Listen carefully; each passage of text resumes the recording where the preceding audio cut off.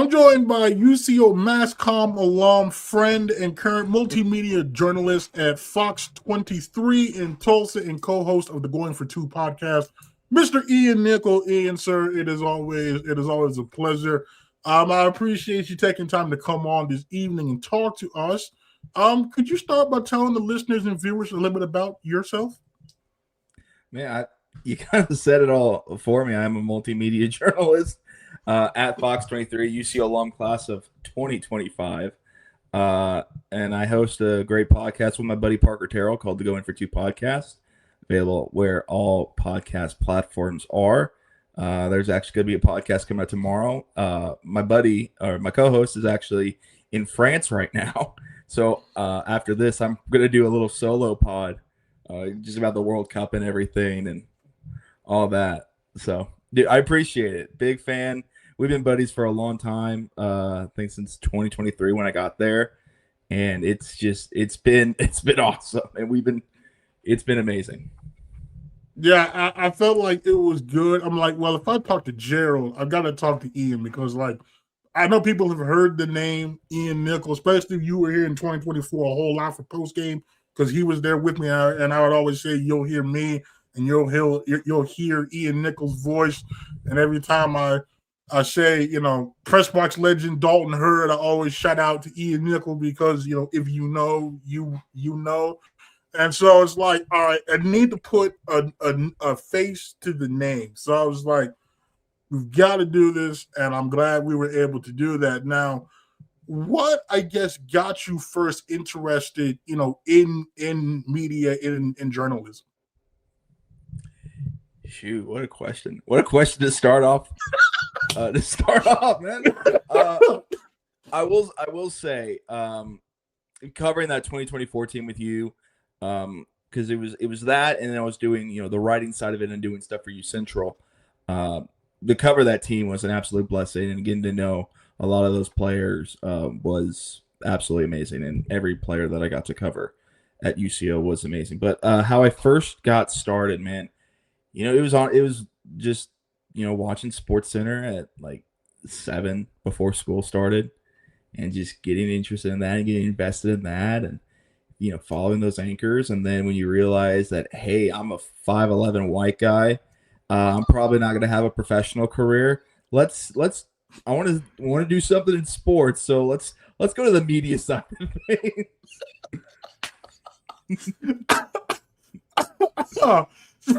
Okay, see, I laugh though because I feel like almost every kid's dream is like, oh, I'm going to the NFL, oh, I'm going to the NBA, I'm going to the MLB. I feel like once you hit like middle school, early high school, you realize pretty quickly like, yeah, that's not happening. So what are the other options? And at that point, it's like you can either coach, which I mean, it's not a prerequisite that you play, but I feel like the majority of coaches have played. So like, oh, it's gonna be tough. Then it's like, okay, I could go into sports journalism, and then you're like, all right, cool, I'll go that route. And then you get into it, and they're like, okay, so do you want to do radio? You want to do print? You want to do online? You're like, oh, I thought I just like watch games and just talk about it. I didn't know it was that in depth. So when you decided to pursue this, like, did you have an idea of like, okay, I want to be in front of the camera, I want to be behind the camera, I want to be writing? Like, did you have any clue at that point of what direction you wanted to take that? I knew pretty early on that I wanted to do play-by-play. I love doing play-by-play. That's my passion. Everything else can follow suit. If there's a job that needs, writing or, radio or anything like that, I was like, perfect, I'll do that too. Just trying to be a jack of all trades in that regard, because it was like, it doesn't, like, as long as I'm there and I'm getting to, experience this, I was like, it doesn't matter what the job is, like, I'm happy to do it. Kind of I don't know. It always felt natural to be in front of the camera for some reason. Can't explain why, but it just, that's what I gravitated toward. And that's kind of how we ended up where we are now. And then you mentioned that you kind of always wanted to do play by play. What was it about that though that kind of drew you to that? Man, I'm trying to think of like a particular moment, but I can't. It just, you'd get excited when you were watching TV. It's like, oh, Joe Buck's calling this game, or oh, this is Al Michaels calling this game. Especially like the regional games, like, oh, we get Jim Nance. Like that's the best guy. That's their lead guy. So you get invested that way. And then obviously with YouTube, you're like kind of like, I love college football, so I'll go back and watch some college football calls. I'm like, oh, that call was awesome. And like is like on the middle school, high school, I would always check like awful announcing and be like, okay, who's calling this game, who's calling that game, and like paying attention to that. And I still do that. And so part of the time is I'm more excited about the announcers than I am the actual game. Yeah, no, that's fair enough. I remember like that because it's such a big part, especially if you're watching on TV. Like when you're actually at the game, and that was because I had my first actual like football game I saw in person. I was in sixth grade. That sounds about right. My friend invited me to an OU game, and I'll never forget. Like at some point, it hit me. I'm like, "Where's the commentating?" So I go to him and I'm like, "Where's the commentating?" And he's like, "Oh no, that's only on TV." I was just like, "So does nobody talk?" And he's like, "Well, you got the PA announcer that'll like say who made the tackle and whatnot." So like that was very weird at first. Was like watching a game with no commentating because that's such a essential part of what you do. And I remember like, oh, this is weird. And so like it played a big part. Now you mentioned some names, Joe Buck's calling this game. Did you have a favorite play-by-play guy that you enjoyed listening to the most? Ooh, back then I wasn't too picky. Nowadays, I would say Kevin Harlan.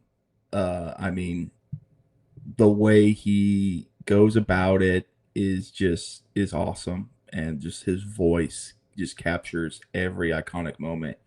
It's like him, Adam Amin, with Fox, who does great on baseball and NFL, and with the Chicago Bulls.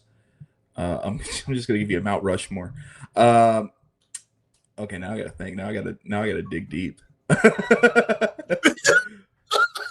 I so I'll do this. I'll give a shout out to Steve Busby. He's one of the local, or was one of the local Texas Ranger play-by-play broadcasters from, I want to say, around 2012 to 2017, 2018 ish. He was the play-by-play guy for that, and a lot of times we just turn on the game at my house and be like, all right, like we got Steve Busby and Tom Grieve, like let's party. And then I need a fourth. uh, you know, I'll say I'll go Tessitore. I'll go Joe Tessitore. Because one, I love boxing, and he does a lot of boxing, a lot of WWE now, which is super exciting. I was really happy for him when he got that. He just brings the excitement and the joy, and I think I could say that about all four of those guys, is that they bring joy, and they are excited about what they get to call, and they like their voice inflects it, and that's something that I always want to do whenever I'm calling a game. So like whenever we were doing the playoff game, it was me and CJ Craig. We did the Washita Baptist playoff game. Like I was legitimately excited, but and like trying not to like jump out of my seat. So that game's like that whole. Gosh, I got spoiled, man. I got spoiled at UCO with the great players and the amount of great talent that came through all sports. Because I also did. You mentioned PA earlier. I also did PA for baseball and softball and soccer. Was that it? I think that was it. Those three, and I love that. Yeah, I gotta say because I listened to that submission for the what is it OBEA thing because I judge it, and I had not heard that call, and I was just like even if I didn't know, like if I just randomly had turned it on, like it was really captivating and you could feel the emotion. And I feel like, well, I don't feel, I know that that's a big reason. I don't want to say my success, but like why people enjoy listening to it because they've always said like they can feel the passion. And I feel like if you can feel that through sound, I think that's very telling. And so for me, I know it comes from a place of because I just genuinely care about the guys on the field, the university, and who I'm covering. Where does your passion come from that you can invoke feelings in your listener just through what you're saying? Well, I mean, I think part of it, I want to give credit to God. I want to say that's a God thing because sometimes I don't know where it comes from. I mean, without Jesus, like I am nothing. So I part of it is that, and then I think a lot of it is definitely caring about those guys in the field. Like we would go down there and they're my age at the time, and you're just like, dude, how are you doing? Like, and it carries. It carries like when Grayson's going to OU or Terrell Davis is going to OSU, Jack Puckett's going to OSU. Like, I'm so happy for those guys that they're going out and they're going to achieve it. I'm sad they're leaving UCO, but I'm thrilled that they're going D1. So, I mean, a lot of it is that and just kind of being around them on a somewhat weekly basis. You just get invested in it. And I think that helps a ton when you know them on a personal level.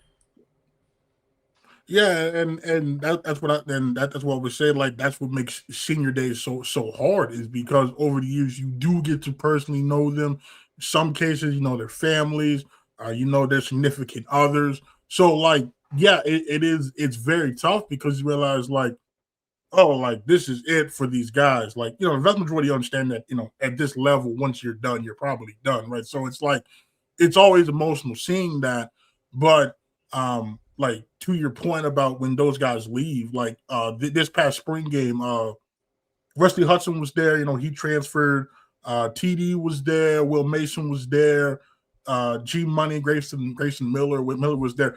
And the cool part is not like it's not like it almost felt like you just picked up where you left off with them. And I feel like that's a sign of like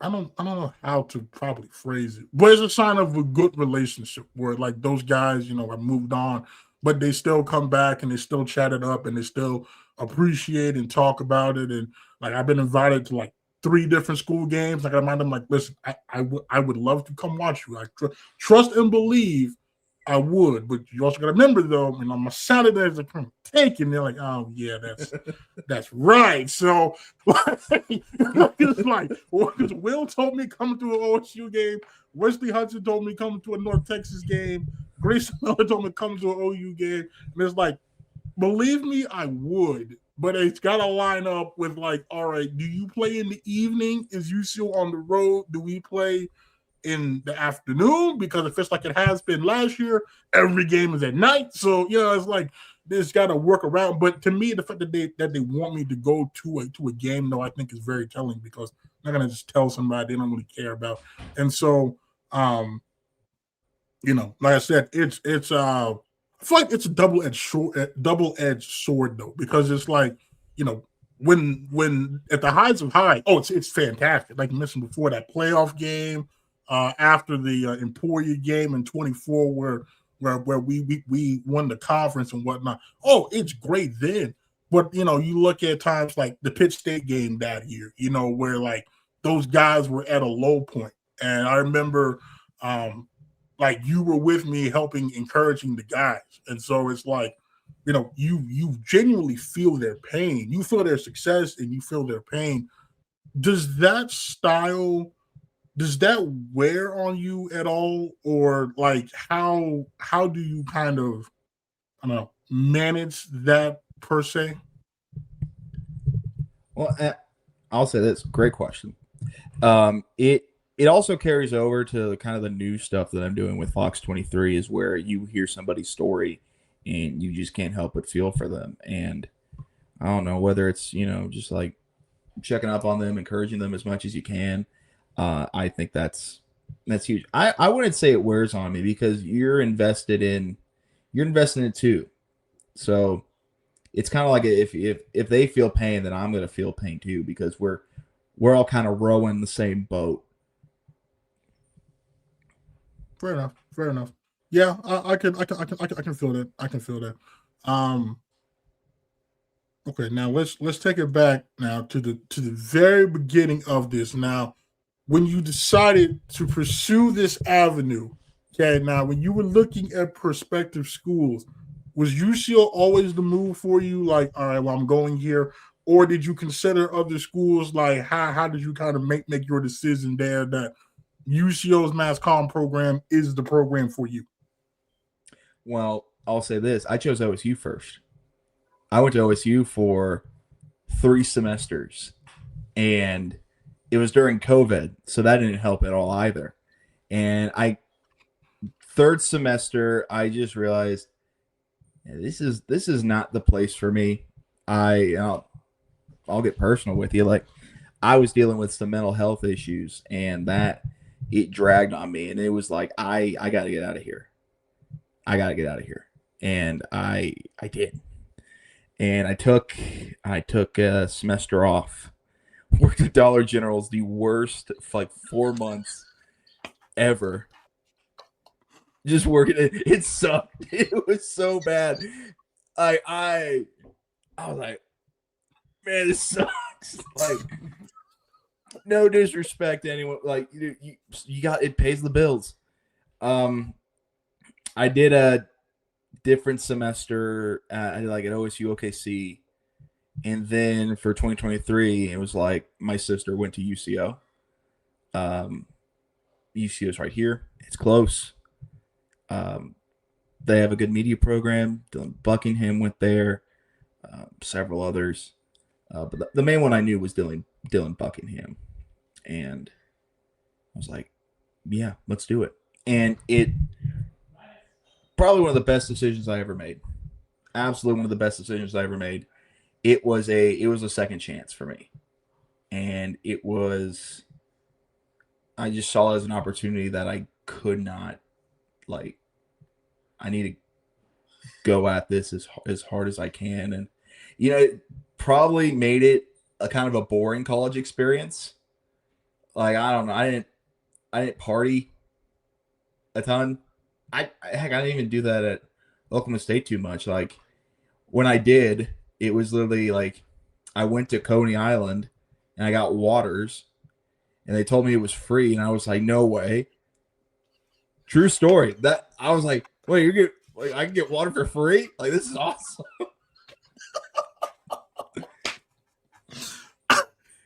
And then, there's one other time where they like mark your. I don't think they do this anymore because they went to 21 up. But if you were 18, I think it was like 18 to 19, 20, 21, they'd mark you with like an X or whatever. And I'm like walking in with a water. I'm like going out to the outdoor area. And this woman grabs my wrist as I'm holding the water. And was like, you can't be having this. You're under 18. And I'm looking at her with just like fear. Maybe not fear in my eyes. I'm like, man, this is just water. And then she looks like, oh, honey, I'm so sorry.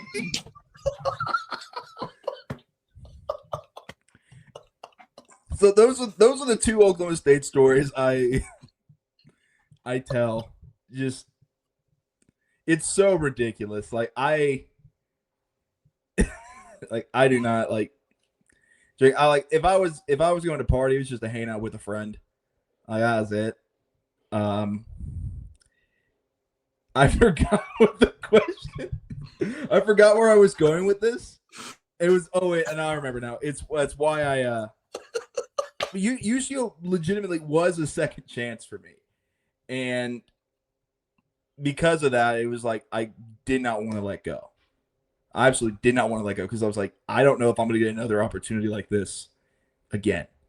So I have to grab it by the bullhorns and just go for it.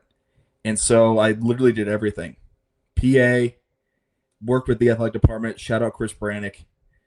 Great boss. Absolutely loved working for him. Did the media side.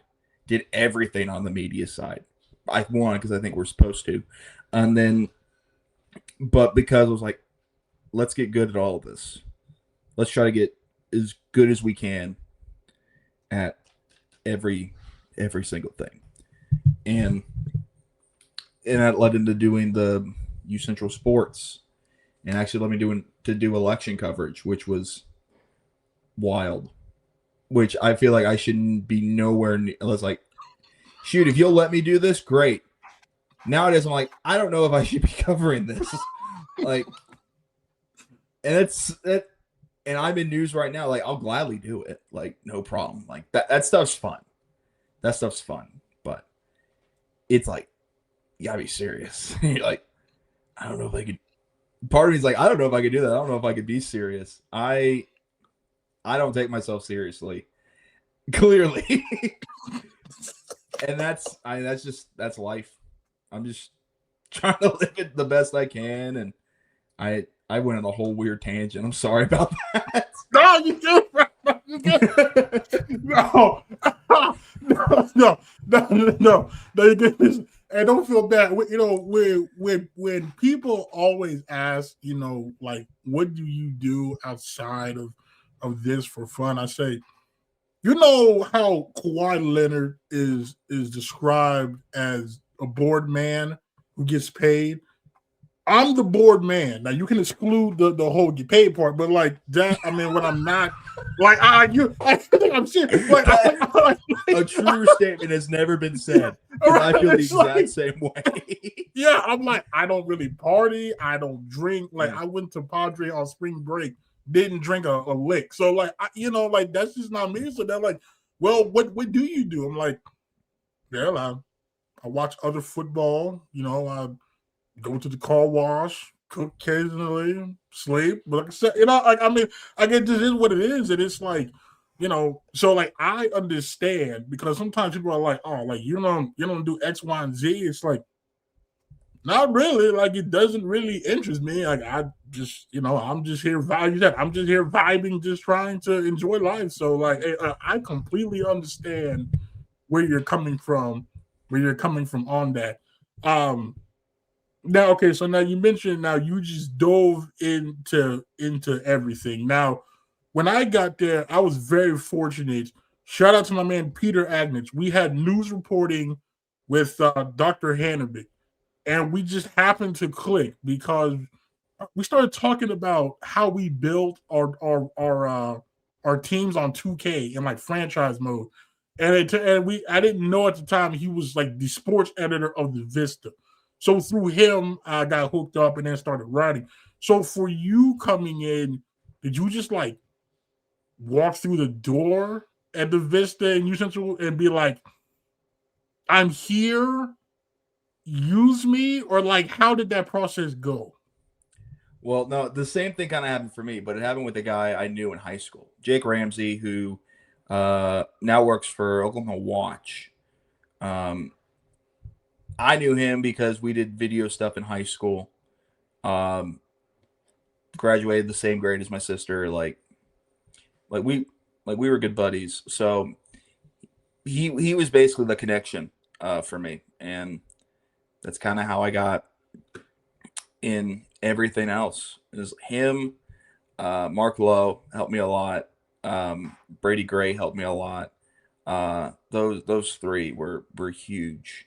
And then kind of outside of everything else, I mean, Isabel helped me a lot. And I'm trying to think of who else. So there's so many people that I'm just like, they helped me so much through everything. I mean, Mark Scott, obviously.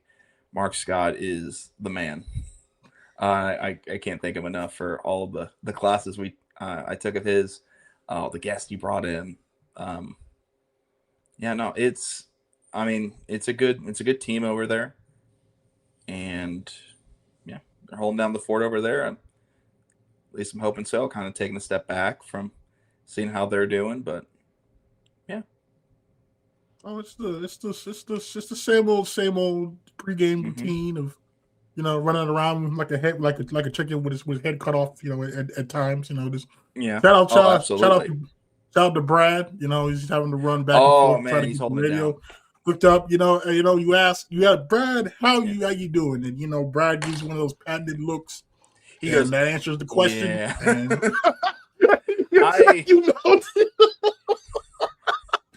it was so funny. I made 2 videos for did you ever have Milos? No. He may have been okay. Milos did like film.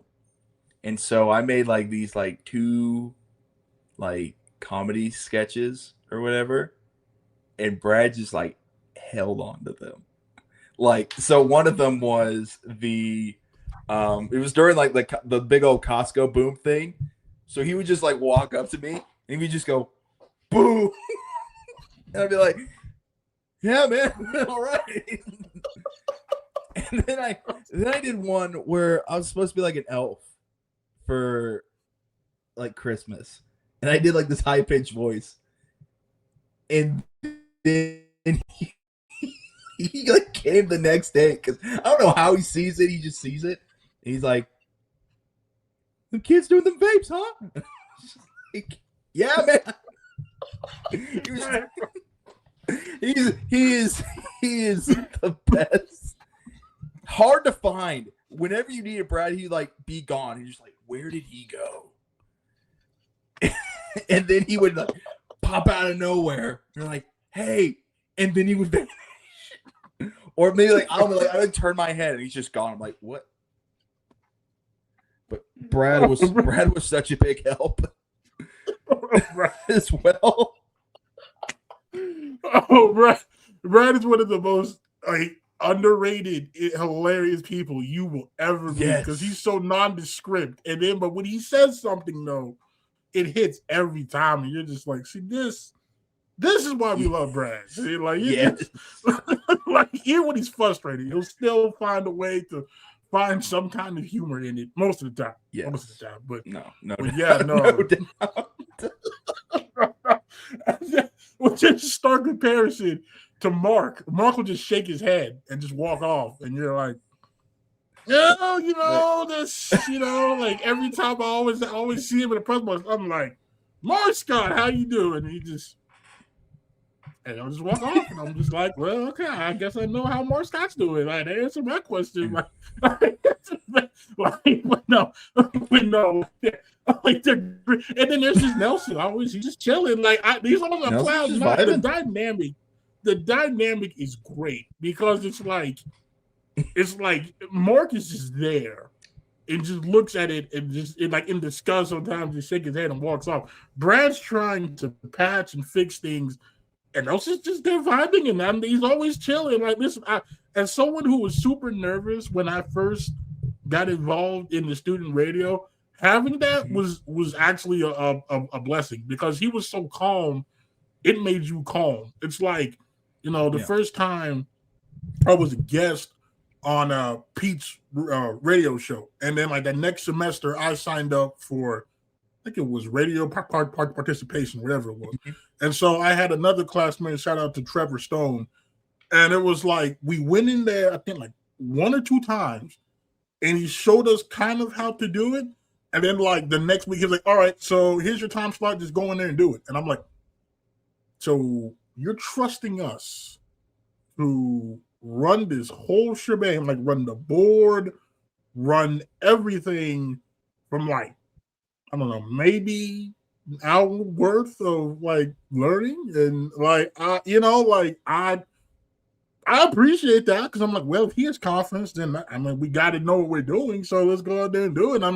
And it worked out for us, and it was a great time. But like I just the dynamic is just great from those guys. It just really made it a very enjoyable being on the sports side of things. You know, like the more serious side. I don't know if you had Dr. Hanavit, but like he does not like sports guys at all. Says we're soft. Like I'll never forget. He went on a tirade in I think it was news report. It was either news reporting or like media law about like how soft sports reporters are. Like, you know, man, but here you are on your press box and you got your pregame meals and you got your snacks and you got your story handed to you with all the stats. Meanwhile, you know, reporters are out there in the field getting shot at and hiding behind cars. And you're just like, bro, like, listen, like, I never said that, you know, we were these ultra tough people. Now, I never said that. Like, I just enjoy watching football and realize, like, oh, okay, I can do that as well as use my talent. So, like, I never said that I was better than the next man. Like, I don't know what to tell you. Like, Pete and I were just sitting there like, oh, okay. Like, all right, let's just not tell him that we're sports writers and maybe we can get through this okay. Like, well, a whole tangent. And I'm like, well, I didn't know I had to fight that kind of stigma. But you're just like, oh, okay, man. And it's like credit him. Like, he's a good dude. Hanabit's a good dude. I was so scared in those classes because I don't know. He just the way he operates, like I respect it. But gosh, those classes were tough. When I got out of media law with a B, I was like, how? Like, thank you, God, for this B. Never been happy for a B in all my life. Well, I said the same thing. I was sitting there. I'm like, listen, I just need a C. All right. If I can just get a C out of this, I will take it. Ordinarily, my goal for every media-related class was A or B. But I'm like, you know what? It's media law. Everybody says it's brutally tough. Like this, that, and the third. I was like, all right. So maybe if I do my darndest, I can get a C. So when I looked on that final, and it said, I think I got like an A on the final somehow. I don't know how I did that. Like to this day, I have no clue how. And the final grade said B. I refreshed that page like 10 times. I'm like, there is no way. This is a mistake. This is the wrong person that he put this grade on. I'm refreshing, and sure enough, there it is. It is a B. And I was like, all right, I don't know how I did it. I don't know if he showed mercy. Listen, I don't know. I don't care. I will take that B and I will ride off into the sunset of graduation. And that is exactly what I did. And, did you have to do the court deal? Yes, How did that go for you? Now you talking about the you have to like go sit on a court case. Oh, that yeah, bro. That was. See, I was fortunate though. Like I ended up somehow getting looped in to like some other people that were going at the same time. So we all just went as like a group and knocked it out because he said, you know, like fortunately you could indeed do that. Bro, I'm not gonna lie to you. I never want to be inside a courtroom again. Like I don't. Like, listen, if we can sell this out of court every time, hey, I will take less. Like I just no, I don't. Like even the whole mock trial thing as part of the media law. Still, I'm like, bro, no. Like I just no. Please, I don't want to be subject for jury duty. No, just I will watch Judge Judy on local television, and that will be my feel. Okay, now that I'm good because I'm not near a courtroom. I can laugh. There's some good jokes. There's some heartwarming stories at times. That I will watch, but like an actual no, like court TV, no. It's just not me. But no, I have. Wait, you did yours on Judge Judy? No. You went to the. Dude, I had to go to court like 5 different times, and I couldn't get the right case. I was so mad. I called my paper trial and error about how I couldn't find a freaking case. It was like, dude, I'm sorry. I went like 5 different times. I got a C on it. I was like, great. Fine. I'll take it. That put me in jury duty. I was like, great. for the mock trial. I was like, fine. I just want this to end, bro. Like whatever's gonna get me out of here with a decent enough grade. That's all I want. I'm not asking for anything more. Like that's all I ask for. Like listen, this is the last semester for graduation. This is it. Like I purposely made sure that this was the only class I would have to dedicate an immense amount of time to, just out of abundance of caution, because I have to pass this class. Like I said, I passed it. I don't know how. I don't care at this point.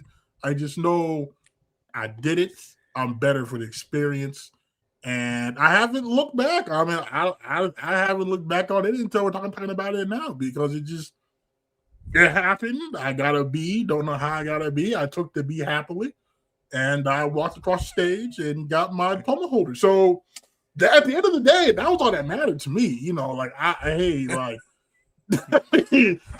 would tell you, like, I mean, listen, like again, normally I would shoot for A's in every other media class, but like when it came to law, though, I'm like, yeah, I mean, I think a B would at this point would just be fantastic, and that was the case. So no, I'm with you.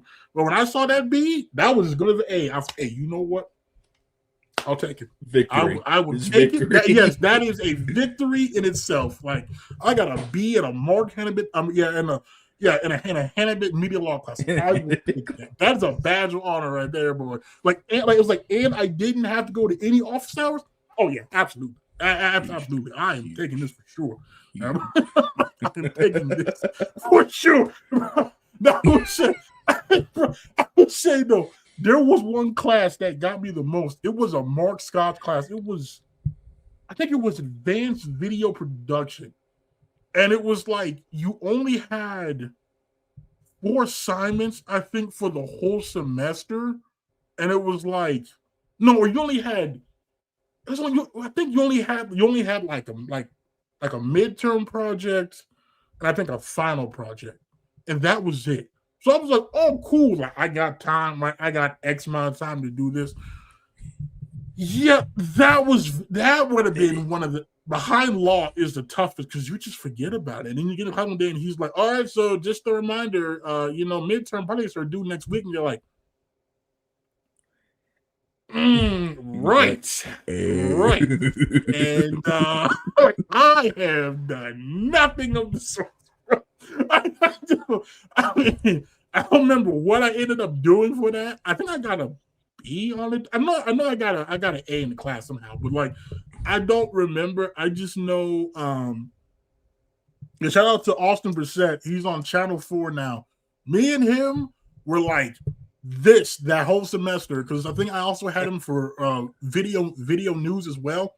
Bro, I would not have gotten through that if it was not for him, because like we'd help each other shoot. Like one of us would go out, do the thing, he'd shoot, he would revert. I mean, it just, but like no, that is.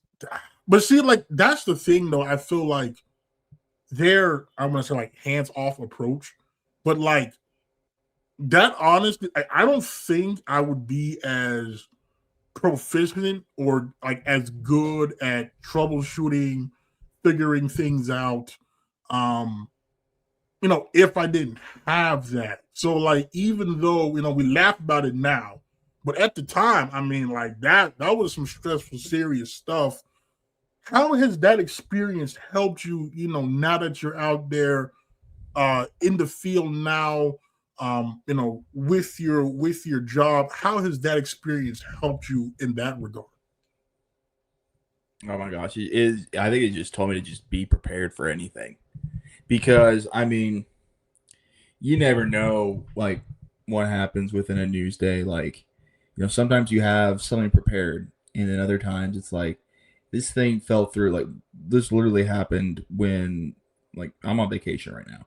Just for the record, this week was a vacation for me. I called this lady for a story, and we were gonna set something up. Another guy was gonna film it because otherwise I would have had to like do overtime, and get home from the office at like 2, and like 20 minutes later, like, hey, she canceled. It's like, oh. So I gotta find something and troubleshoot that and figure that out. So every day has its own, like, it's a battle. So that's been something that I've had to learn over the course of this year, and just lock in, basically. Like, it's as simple as that. It's just, you learn from your mistakes in college where you're like, oh, I can't, like, last minute this anymore. You can't, like, you gotta, like, you need to have something. If you don't have something, you're screwed. So learn that the hard way plenty of times. Because I mean, with sports, it's so easy because, again, like, you do have the story kind of laid out for you. Like, you know the schedule, you know what goes on within a day. Like, you talk to a coach, and then, like, hey, you're good. Going into news, which was something like I never really considered, has been I don't even know if it was like a wake up call, but it was just like a whole different ball game. I had to learn, like, it's like you're playing baseball and then they say, hey, can you play lacrosse? Like, it's different by miles. And that's been a huge adjustment. And I will say, like, to the point of sports, though, now there are times, like, I'll never forget the first UCO game I covered. Fortunately, I was with Pete, because we get the post game. We're talking to then head coach Nick Bobek, and, like, I don't know how this goes. So, like, I go to record, and I'm just using my like, just like the phone, like the video. I literally set the phone down and I just hit record on a video, as I didn't have enough storage. So at some point the video cut itself off, and I was like, oh crap! Like, I only got like maybe 4 minutes of his post game. I'm panicking, and Peter's like, no, don't worry, I've got it. He's like, here, download this quick voice app. He's like, it's free to download, 99 cents. You can send yourself all the files. So it's like, there are times, though, where that is a thing. Like, even that Washita post game, like, I ran out of memory on my phone. So I was like, well, I mean, it is what it is. Like, I tried to delete stuff beforehand, but where I had it prepared properly and back some of that video up and whatnot, and I couldn't delete it at the time. So I was like, well, I know Ian's got it. I know I still have the audio recorded on my other device, but, like, that's a lesson learned from a mistake. And so I feel like even with sports, I mean, like, you talk to a coach after a loss, sometimes it's like, all right, he's not in the best of mood. So, like, what are the key questions I need to ask? So, like, because obviously if you lose, I don't know, like, you lose on the last second field goal, right? Obviously, there's some positives, but obviously you're deflated and you don't want to talk about it at that point in time. So, all right, what are, like, the 3 or 4 questions I can ask to just get what I need, and then let him go do what he has to do. And so, like, you kind of learn that. I think you have to learn your coach, right? Like, each coach is different. So, like, Bobek is different than Doral, right? Like, Doral's different than Swanson. Swanson's different than Beringstool. Beringstool's different than Robert. So, like, you kind of have, it's similar to players, right? You got to figure out, okay, what's their personality? What's the best approach? Maybe I need to rephrase this. Like, there's a filling out process, but you can't. It's not like a one size fit all thing too. And I know it's the same when you go out there and shoot your actual news stories, because, like, everybody's different. So, like, that's just like on the same staff. If I go talk to, say, Bob Hoffman, that's a completely different than talking to like Coach Martin on the baseball side, right? Like, it's completely different. So, like, that's not an easy task. And so for you to be able to cover all the sports you covered, have a good rapport, good relationship with those is very impressive because like I mainly only cover football. So like I'm fortunate just over the years have naturally built that. But for you to very quickly build that with so many other sports, I think is very telling. Um, how did you kind of go about that though? Like go about working off of various people's personality, um, maybe tailoring your approach or your questions towards that. How did you go about that? Ooh, good question. I'll say it was a privilege to get to talk to those coaches on a daily basis. Part of it was because like it was kind of easy because you're kind of the only media there. I know we have News 9, News 4, KOCO 5, Fox 25. Like it took them a good minute to come down to UCO during that big run that they had.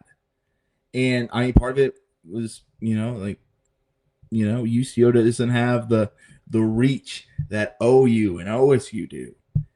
And I know the players felt that.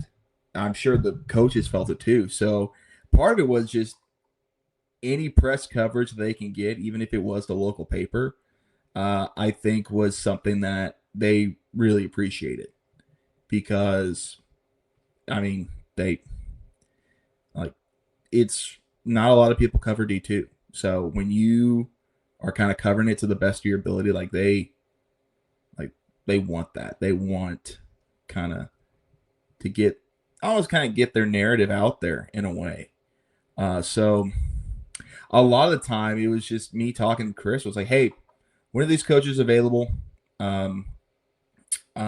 When can I go talk to them? And so I kind of walk in like, hey coach, how you doing? You got a minute to talk? And I kind of just I wouldn't do the questions right away. Just like, how you doing? How's the team doing? How you feeling? Just get them comfortable. Just because they they're the top dog, So, and it wasn't like you're not trying to think of how I want to word this. I genuinely want to know how you're doing this, how you're doing that. How does this work? Why did you make this decision? And so you kind of you look at the previous week. Okay, this is kind of off. This didn't go right, but they still won. How are they going to make kind of adjustments? And other times, I mean, with softball, hey, Taryn Ritz is hitting 500 home runs and striking out, 4,800 batters. She's pretty good, right? And he's just give him all the credit in the world, which is great. And then with baseball, Martin, who I think is now at Emporia, which that was kind of a shock. I was like, oh, wait a minute. And a lot of that just started as being the PA announcer, where you're just like, hey man, can I get the lineups? That was a huge part of it. Was just being kind of the PA guy, like, can I get your lineups? How are you, man? And then kind of all right, hey, I'm reporting on the team. So that helps if you're kind of doing the whole bunch of stuff. So that kind of led into that, I think. And to your point, though, those guys do know. I mean, 2024, I think, was a prime example. You were there after Emporia, and just the sheer amount of guys that came up to us. Sometimes we had to go find them, right? I was expecting to do the same. I think there was Channel 4 was there, there's a few other stations there, but they went to find us. I'll never forget, I was talking to Zion, and Coach Doral comes and is like, hey, listen, I'm about to do post. You weren't there. If I'm about to do it now, this is the only time I'm doing it. If you want to come do it, then come. And it was he didn't have to stop that, right? Like he didn't have to. We'd have to look and say, "Oh, damn, Smooth's not here. Let me go find him." Right? So, like, I'll never forget that. After Washington, right? Like, I always joke. I say, like, in that whole room at that time, we were like, I wouldn't say the least qualified, but we stuck out like a sore thumb.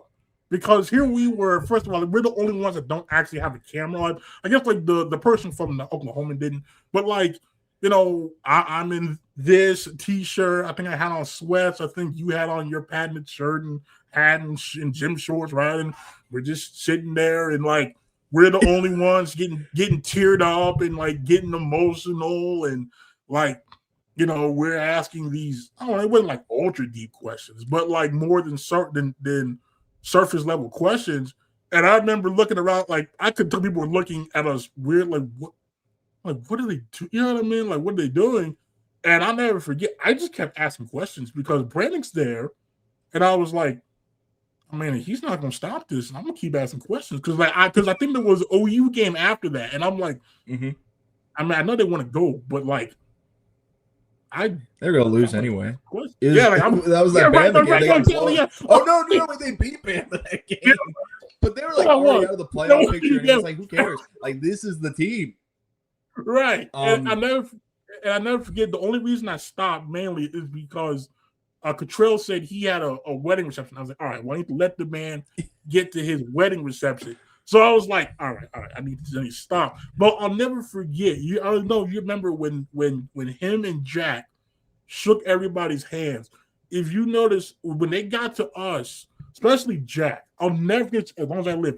He reaches out his hand. I go, Jack, good game. And he doesn't say anything. I just feel this like tight squeeze. And like with Jack, I mean, it's a very tight squeeze. And so I look up and he's just looking at me with like this dead serious face. And like, that's not a place you want to be. Having Jack stare a hole at you. So I'm concerned. I'm like, oh, God, like, what did I do? And he just looks at me, and so I look at him for a minute. He holds it, and he nods. And he goes to you, and he did the same thing, and he nods. And I remember you turned to me, and you were confused. And I was for a split second until he did it to you. And then I realized exactly what he was conveying, exactly what Jalen was conveying. And that was like, we know who really wants to be here, who really cares, and without directly saying it. And so, like, that's what I remember from that is, like, guys know who cares and who doesn't care. And so, I always say, like, caring is a great strength. Like, if you care, your audience will care, your subjects will care, because they can tell that you actually want to be there. And like that, I think is what made 24 so great. Like you remember at the very end, we were down in the end zone by the waterfall, and Delso was like, "Hey, you all want to take a picture with the trophy?" If you insist, I mean, I'm gonna climb that now. That was really special. That season was really special, and I mean, we can go on and on about just all those people that, I mean, some of them were in the media. Were like, I was so fortunate to be able to like get to know a lot of those guys. Jack was one of them. I actually have a video of I think it's Noah West, and it's a video of him saying, "Tell the Oklahoman to write about that." If you remember, because that was after the Emporia State game, and they had been writing about Gunnar Gundy because he was at Emporia. Was it Gunnar? I don't know which one it was. Was it Gunnar? Yeah, it was. Because he had just left OSU, and okay, yeah. And Mike Gundy was there and everything. I forgot about that. He was there. Did they have a bye week? I don't remember. I know he left after the first quarter because they had to bench him. You remember they only had like one first down in the whole quarter. I think we picked them off like twice and sacked them like 2 or 3 times. Like I never. They were fired up about that. They were so hungry for that game. Well, I feel kind of bad for Mentor. I'm like, listen, I mean, because it wasn't like the man asked for it though. So I'm like, I feel kind of bad for the man. Yeah, it's not. It was the product of the media that created. Right. It wouldn't That even sounds so conspiracy theory. It's the product of the media set him up.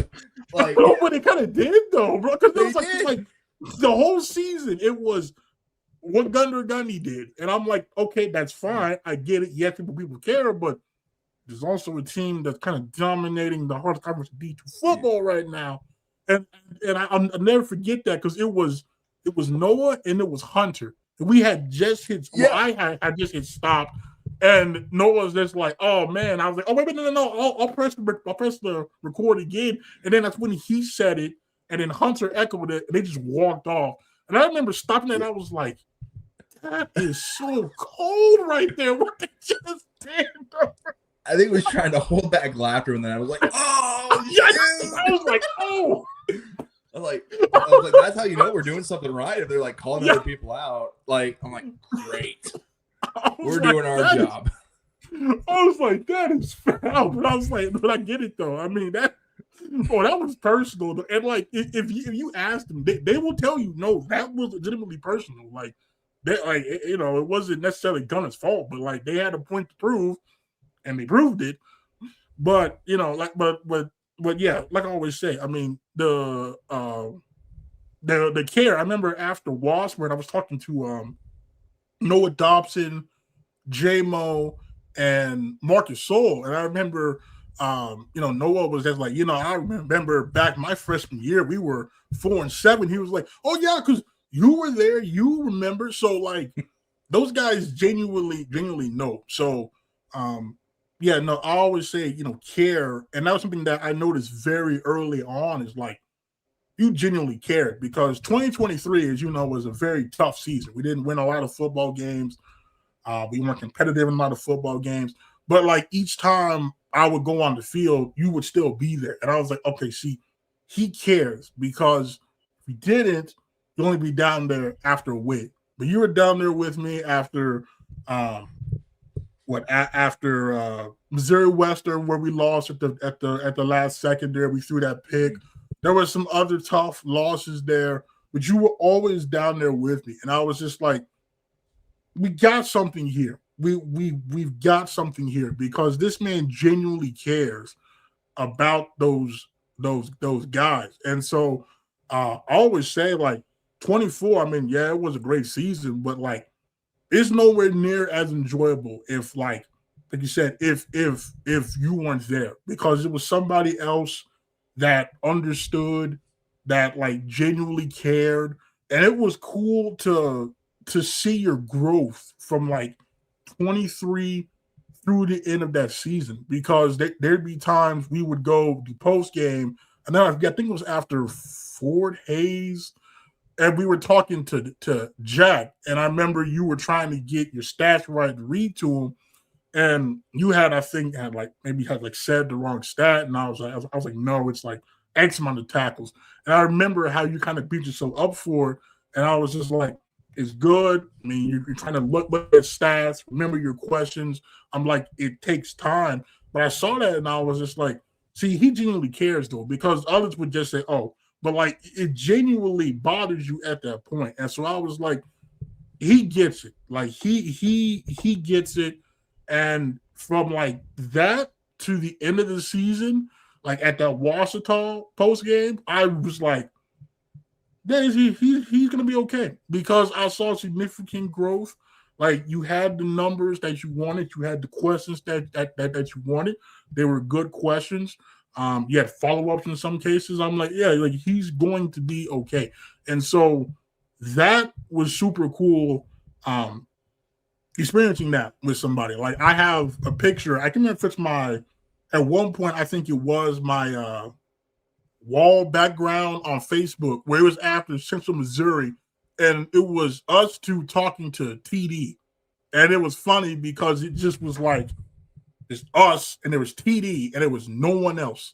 And by season's end, everybody wanted to interview TD, but after Emporia, who found us? It was TD. So like, I always look back on that. And so everybody say like, yeah, 24 was a great season, and it most definitely was, but like it was also really enjoyable because guys like you, right? Obviously Brandon's there and Brandon cares, but it's like, like that was the cool part because it's somebody else that understood, like really understood the gravity of it, what it meant to those guys, what it meant to the university as a whole. And so that's why, was it after Washington?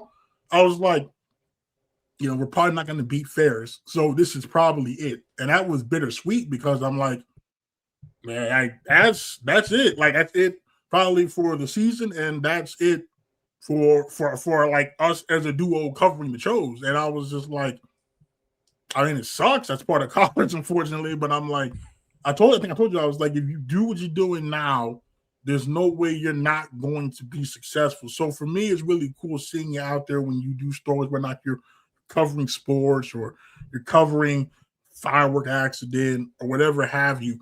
I still see the same care. And I'm like, see, that's exactly what I was talking about. So it's really cool. It's really cool seeing that because I'm like, see, he's taking what he's learned, and your willingness to learn and improve and ask for advice is something that is really cool. Like I remember talking to Jill, and I'm like, like I'll offer advice if people want advice, but like you genuinely would ask me like, how did I do here? How did I do here? What can I do better? Is this a good question? And so yeah, and it was just super cool. Like I said, I remember being in your shoes, and I'm like, he reminds me so much of me when I first started covering because did I know what I was doing? Really? Probably not. I think you can go back to that first ever episode. It is terrible. I will concede that 100%. But I'm like, but it's cool now because I'm seeing somebody else do that, but where there was no one before me, right now I have a chance to make his a little bit easier. And so I was glad to see you take the baton there and run with it. And I'll never forget the drive back from the Washburn game. You were calling the basketball game, and I'm in the car with our AD Brannick, Mr. John Fitzgerald, Mr. Todd Listenby, and I mean, you talk about like they were super impressed by the way you were calling that game. I can remember I texted you and said that, but I was just like, see, like that, because I'm like, I kind of wish Ian was here, but I'm like, he also has to cover basketball, and like on the way back, I mean, that was a phenomenal game. I don't remember what game it was, but like you were hitting on all cylinders. I mean, like they were genuinely impressed, as in like they had the OU, I think it was OU Missouri on, and they muted the game so they could just continue to hear your commentary. Like that's how good it was, and so for me, that was cool. I'm like, see that right there is cool. So I always say like if you do what you did then, the level of care, the level of preparation of I don't say of quality, then you'll be fine. So when you're out there and I see your stories and all that, I'm like, this is what he does, and so it's super cool. But that season, it definitely wouldn't have been the same. I mean, even last year, although I had Dante and I appreciate Dante as well, it was cool. Obviously, we didn't have the same level of success, but like it was still weird post game, and it's like, oh, and now it's just back to really me where I'm used to looking on my shoulder, and I'm like, oh, did I lose Ian? Oh, and then I see you over there talking to somebody, and I'm like, now it's like, oh, this is back to just me. But yeah, no, I really do appreciate that 2-year run because it started in 23 at some point, and so to me, the fact that you came back, like I said, that was very telling because a lot of people don't. I'm just gonna be honest. A lot of people will see a 5-6 team.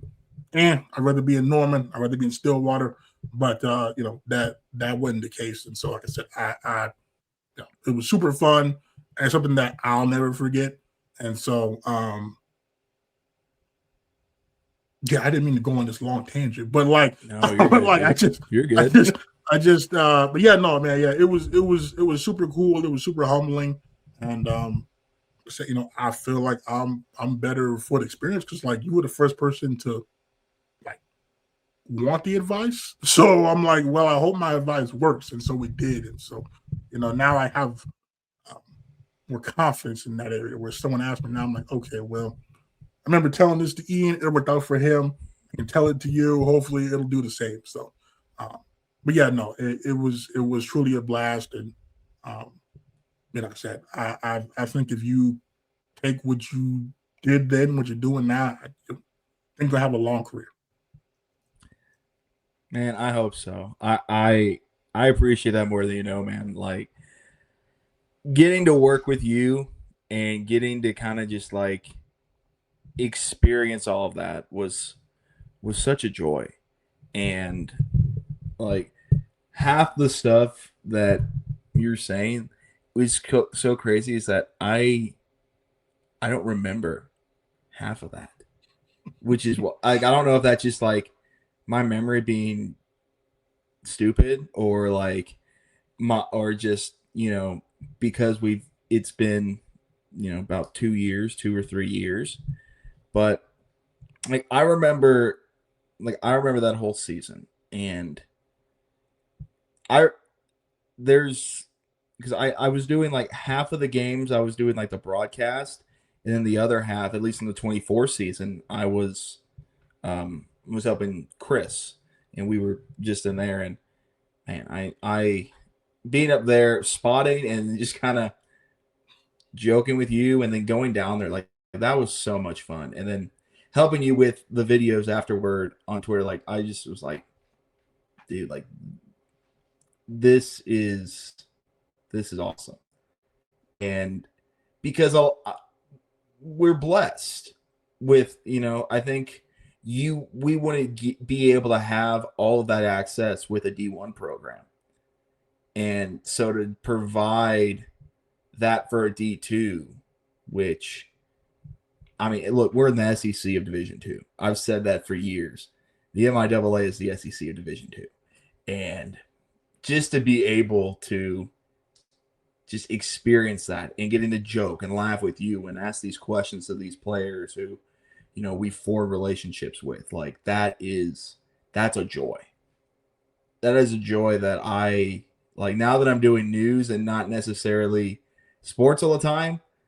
Like I do not ever want to take that for granted because that's a big part of it. And I think nowadays you see authenticity is people care more about that than they necessarily do the box score. I mean, looking at now, I mean, people aren't really watching like ESPN anymore. They're tuning into maybe like Pat McAfee because they like what he does. They think he's authentic. They like, some YouTubers like, oh, Urinating Tree is one. I know it's a crazy name, but you can tell he's passionate about Pittsburgh sports and all of that. And you could tell where the passion comes from and how he dives into his videos and all of that. And your authenticity is something that shines through, and your genuineness, and that's something that I mean I wanted to replicate that. I wanted to do like you're definitely a role model for me where you just I need like he's doing this the right way. I want to do it the right way because I don't know where I've said this. I'd rather be a good person first rather than a good journalist. Like because if I'm not a good person, then like who cares? I'd rather be a good person first than I am a journalist. And that doesn't happen without God. That doesn't happen without Jesus. I think without that, that's a big part of it for me. If I don't have that, I'm not where I am. I'm not where I'm just not where I am today. And I'm so thankful for that. I'm so thankful for you. I'm so thankful for UCO. Like that is I will forever be grateful for UCO. Like they have a special place in my heart. You got a special place in my heart. Chris got a special place in my heart. The 24 team, the 23 softball team, all 4 of those softball teams, or 3 of them, I guess. I think I only called 3. Those baseball teams, those basketball teams, like special. Those have a special place in my heart, and I can't thank you enough, man. Like we still have running jokes that I'll text you or you'll text me one day where I'm just like, shoot, like, just out of nowhere. And I'm like, yes. Believe me, I wish I was doing like I need to go back to a game. I haven't been to a game. Part of that is because I work weekends, and that sucks. But I mean, I would love to come back for a UCO game. Maybe I need to take some PTO time or something. But yeah, I'm so thankful for you and for the university, and yeah, like I'm just really grateful, man. Like, I mean, I'm just paying it forward. I'm just trying to leave it better than I found it, and like that's what people ask. Like, for so many years, I get asked like, bro, why you cover them, cover somebody else, get more views and whatever. And I tell them, I'm like, you don't understand unless I tell them like, come to a game and see, right? If you come to a game and you really give it a chance, you give the football a chance, you really see the sense of community, you see the level of talent on the field, you actually because compared to D1, I mean, you just walk on the field after the game, like talk to some of those guys, then you'll understand why. And it's like I always say, like, it's a special place, and it truly is, because I always said, like, listen, like, is there anybody else that's probably going to put up with me in that capacity? Probably not. So, and so at that point, I'm like, well, there, but like you said, I mean, at this point though, it would feel weird if I'm not there on a fall Saturday, or like if I'm not recapping a game or something like that. And you mentioned earlier about like, obviously we're not D1 in the coverage. I don't know if you remember Danny Armstead. He was a receiver in 2023. I'll never forget one of the best messages I ever received. He was just like, because when he transferred, he was just like, man, I really wish we had a U, because you made it feel like D1. And that was I mean, all elements are great, but that one to me was like really eye-opening, because I always feel like, all of stuff like, do I do enough? Is it really good? And so for someone that came from D1 who didn't tell me that I made it feel like D1 in that regard, as like one person that, obviously this isn't their regular job. So like that, I think, was also very humbling. And I feel like that's mean too, like, just because you're one person, that doesn't mean you can't make a huge difference. And like, I didn't think about that until 24 as well, because so many people, coaches, players, but most importantly to me, it was alumni and it was family of those guys that would come up to me and always thank me. And like, that's what you do it for. It's like, as much joy as I get out of it, it's like, I see guys like Jay. You see guys like TD or Jalen Cottrell or Will Mason, Montrell Lee, whoever it is, right, that are really good at what they do. But because there's a 2 next to the D and the level they play, they get discounted and they get discredited. And like, yeah, I'll admit I used to be in the same boat until I got assigned my first UCO game in 2017 and realized, okay, this is some really good football. And looking down and seeing, why is there nobody here? And realizing, oh, well, I wouldn't have been here either if I wasn't assigned this and I go here. So it's like, at that point, it's like, okay, what can I do to get these guys some semblance of coverage that they deserve? And so, like, when when parents will come up to me and say that, that to me knows that I did my job. Like when guys come years later that I didn't even know had listened to me, come up and say, "Hey man, I know you remember me. I'm so and so. I appreciate what you did." Like that's how you know you did a good job. Like because that's like a lasting impact. Like I said, at the spring game when TD and Wesley and Grayson Miller, Will Mason, all came.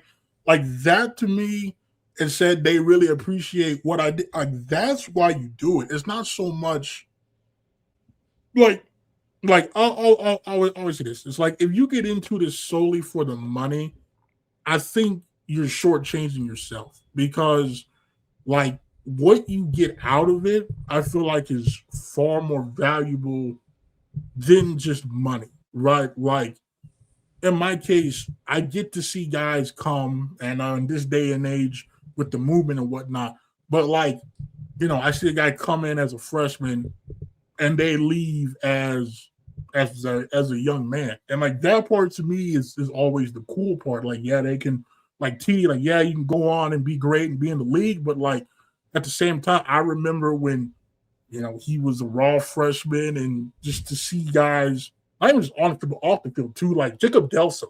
Like when he first transferred in 2022, super side reserve, whatever it was.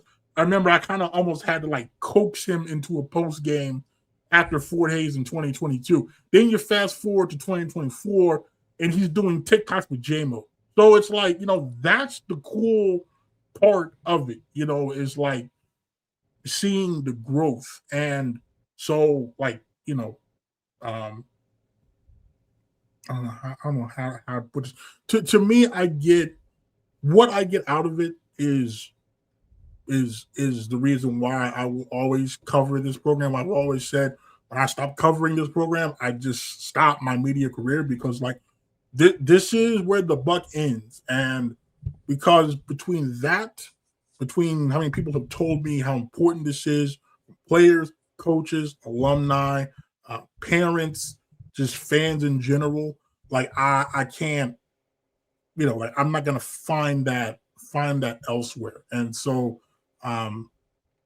like, I always say go where you're needed. Maybe not always, where like maybe like, sure, maybe I started off saying, okay, yeah, my goal is to be in Norman on a Saturday. But then you realize like, okay, no, like this is where I'm supposed to be on a fall Saturday. So you know, that's the that's the cool part, right? Seeing, you know, guys, people like you that that how I put this, that have said I made an impact, right? Like you can't really put a price on that. And so to me that's worth more than anything. So like I always say, if you're in this for the right reasons, and like you said, if you do it the right way, then I feel like you'll have success. It might not come quickly. Like, it took me, I don't know what, 6 years to get to the point where I was then, but you do it the right way, I feel like it comes back tenfold. And so I'm glad you share that same sentiment. And I'm glad that you're doing that in your day to day, in your role, because that will only come back, I think, to benefit you in the long run. I guess my final media related question for you here is, now being a couple of years removed from it, now out, in a newsroom, in the real world, what advice would you offer or give to either current mass comm students or students thinking about pursuing a mass comm career? Whew.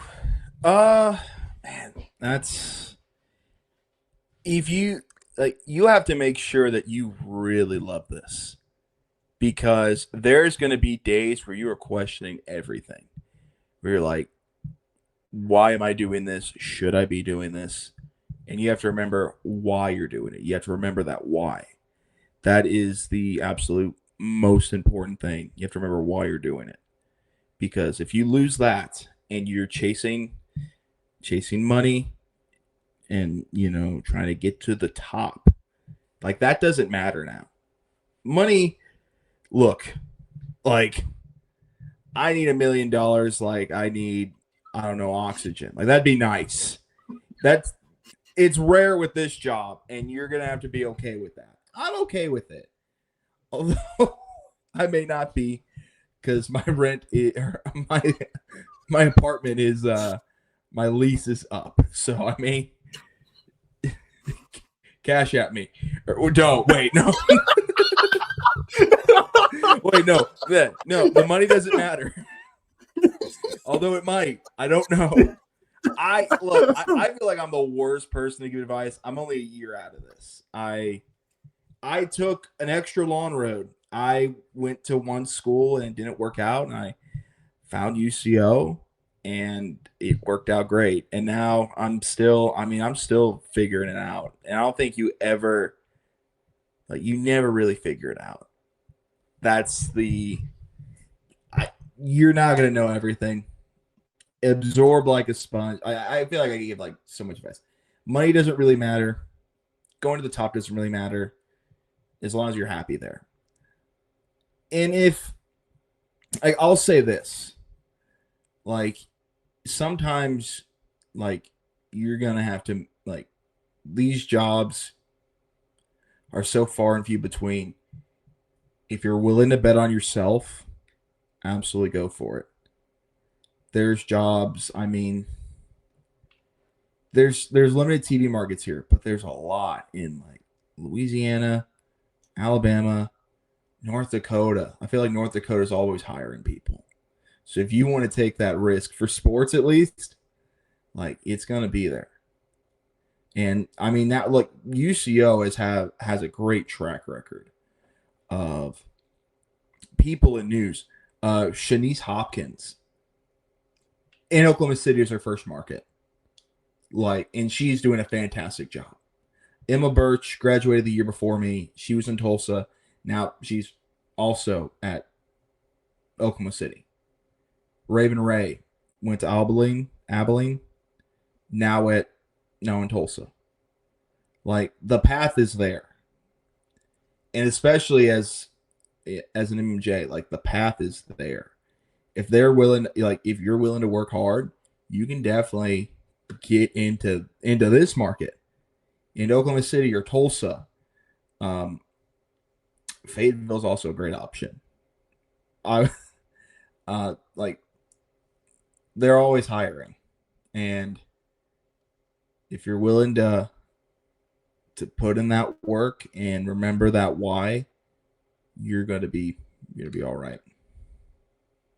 Yeah, that why is very important. I always tell people there will be a time where you question the why and you question, is your why worth it?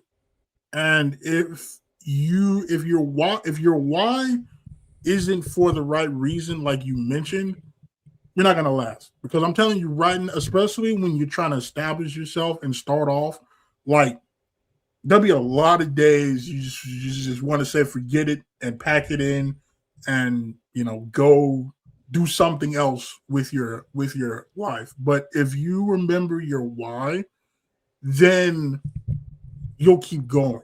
Like I always said, like this is never, I'm 9 years in. Like I was going to quit, and after 2021, yeah, I was going to pack it up. But then I remembered, partly remembered my why. Partly was James Jackson telling me, like, you've got to go to Doro's introductory press conference because you are a Cho Show and you have to be there. So that was part of it. But then afterwards, when I put out a little, like, I don't know, maybe a 2-minute reaction to it or something, and I saw the traction he got, and that's when I remembered my why. It's because, like, somebody's got to cover these guys, these young ladies, these programs that deserve coverage. And at the end of the day, that's why I started it. So, like, regardless of, I don't want to say views or listens or whatever it is, there's people out there that care about the school, care about the program, and care about what I have to say about it. So as long as those three things are still true, then I know my why. And you keep pushing. And like I said, if I had quit then, right, I wouldn't have had 2024, which means we would have never crossed paths.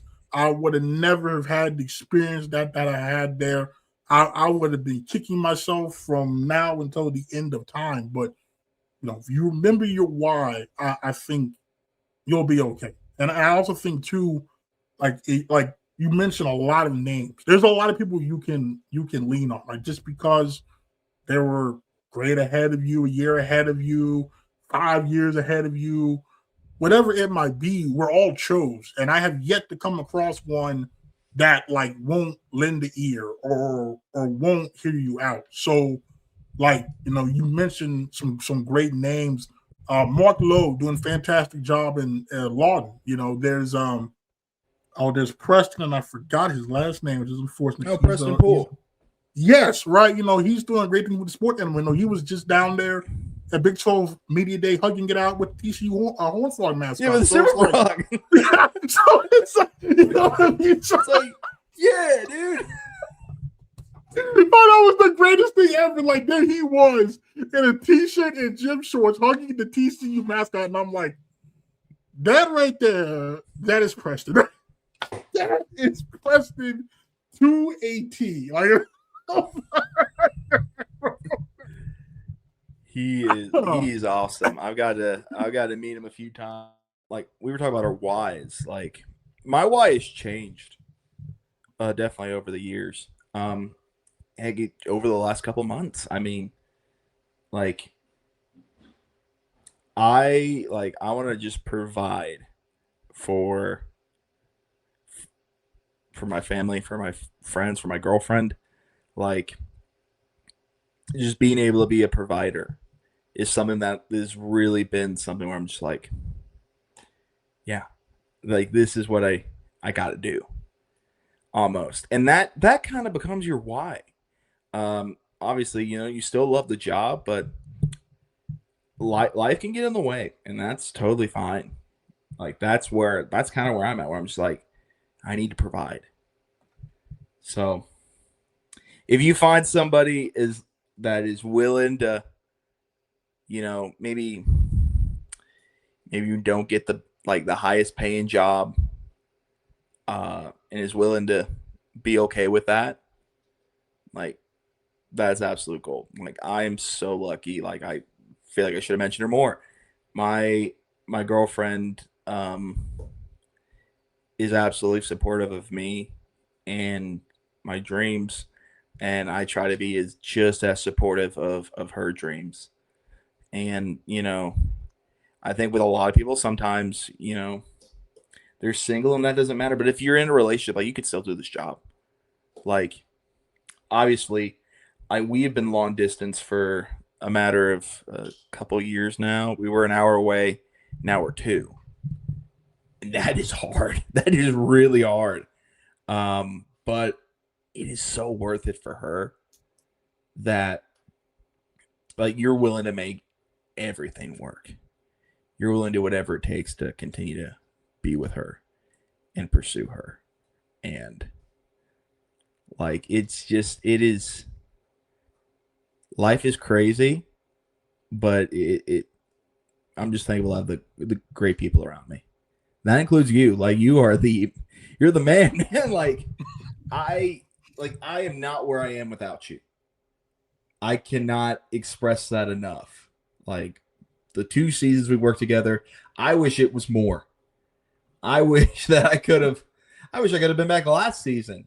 Maybe we would have beat Northeastern or something. I'm a little salty we're not getting that President's Cup trophy back. Still, we gotta run that back. I might go to Conway for the Central Arkansas game, because that sounds awesome. That field, the purple and gray field, Heck yeah. Like, if you beat them, that's a bonus. Like, that just seems like a cool atmosphere to go to. And I know they have a lot of road games, but I definitely need to go back for either senior day or one of the games. Make it work because it's been too long. I didn't go to a game last year. I need to go back. I'm just need to get back to Oklahoma City. I miss it. I miss Edmond. I miss Oklahoma City. Tulsa, what I tell people about Tulsa, and I don't know how you feel about Tulsa, but the suburbs around Tulsa are better. But the downtown area of Oklahoma City, way better. I love Tulsa. But Oklahoma City and Edmond, like, that's my home. And a lot of that was because of UCO. Yeah, no, listen, you mentioned strong, so I have already put in my request to hitch a ride with the convoy down there. That's gotta be one, listen, Washburn was an amazing experience. And I say it's not just because we won the game in thrilling fashion or because that clinched us a share of the MIAA, but more so just spending the day with our AD, Stan Wagner, Chris Brannick, John Fitzgerald, Todd Listenby. The wealth of knowledge I gained in that car ride, hearing their stories, is invaluable. And they're also really good people. They're really cool people. They're really funny people. And people were like, how long of a drive is that? I think it's at least to walk. I think it was like a 4-something hour drive, but it did not feel like that. And so, that to me was the best part of that trip, was like not only just the wealth of knowledge and the game itself, but like, I want to say, like, being, I don't know how do I put this? Like, it felt like, I want to say I was accepted, because that's a false statement, because they've always accepted me, but like it felt like I was one of the guys, and like that was a very cool part. And it's something now. You mentioned your why changing. Like, I turned 30 in a few weeks. So to a lot of the guys now, I'm over the hill and old and unk status and all this stuff. So my why is like, well, let me lean into that, because the fact of the matter is, okay, yeah, I'm almost 30. Obviously, 30 is still young. But that being said, I have more years behind me than probably what's in front of me. That's just naturally getting older, does that. So now my thing is, okay, how can I pour into those that want to be poured into while I still have, I don't know, while I still have a pool, I guess, or I still have a voice. Let me pour into those guys, because ultimately, right, like, someone's going to have to take my spot, right? And I feel like there's a thing, especially in sports, right? Like, people hate when they draft their replacement, right? I'm a Steelers fan. Like Big Ben, right? You could not draft a quarterback when Big Ben was there, because it felt like you were pushing him out the door, right? And it's like, I get that standpoint, but at the same time, it's like, okay, do I want to hog it all, and then whenever I decide to leave, then there's that void again? Or would I rather pour into somebody who maybe, get interested enough to kind of continue to still do this, right? So that's why my why has now shifted. But you also brought up a good point too, though, about like, there's sacrifices with this, though. Like, you're like even you admit it, you're very fortunate that you have a girlfriend that's willing to do long distance with you and willing to support you, because people always ask, like, what's the hardest part of this? It's nothing media wise, it's relationships. Like, you miss weddings, you miss gatherings. Like you said, I mean, you talk to a lot of people in this industry, a lot of them happen to be single, because it's tough relationships, because not everybody wants to date somebody whose Saturday and Sundays are in a football stadium. So it's like, and so like people ask, "Oh, do you have somebody?" Say no, and they ask, "Oh, what really? Why?" I just point to the hat. I'm like, because you gotta understand, if from Friday through Sunday, I'm either at a football stadium or I'm watching football, I'm editing, I'm recording, I'm uploading. That would just be Monday through Thursday, and not even Thursday if we play on a Thursday, to do anything date wise or whatever. And a lot of people don't really want to go on a date on a Monday or a Tuesday or a Wednesday. So it's like, between that and diverting attention, yeah, it's tough. But I always say, like, it is what it is. I mean, if I find somebody, I find somebody. If I don't, I don't. But I enjoy what I'm doing, and I get a lot out of it. So, that. But that is a point that I do wanted to touch on. Like I mentioned before, is like there are sacrifices that come with this, and a lot of it is relationship wise. But if you feel like it's worth it, then by all means continue to do it. But I understand those that say, I've got to get out of it because I have a family, and sometimes work-life balance can be crazy. So I get that. I do. So I tell you, like I told a lot of the guys, don't mess this up because it's tough out there in these relationship streets. So like don't blow this. So that's what I always tell the guys that have the others. I'm like, and listen, you might not want to blow this. So but yeah, no, I mean it's super cool. It's super cool. Well, before we get you out, sorry. No, sorry. No, go for it. I was say, when you're in college and you see people like leave the industry, the media industry, you're like, why would you do that? That sounds like the best job in the world.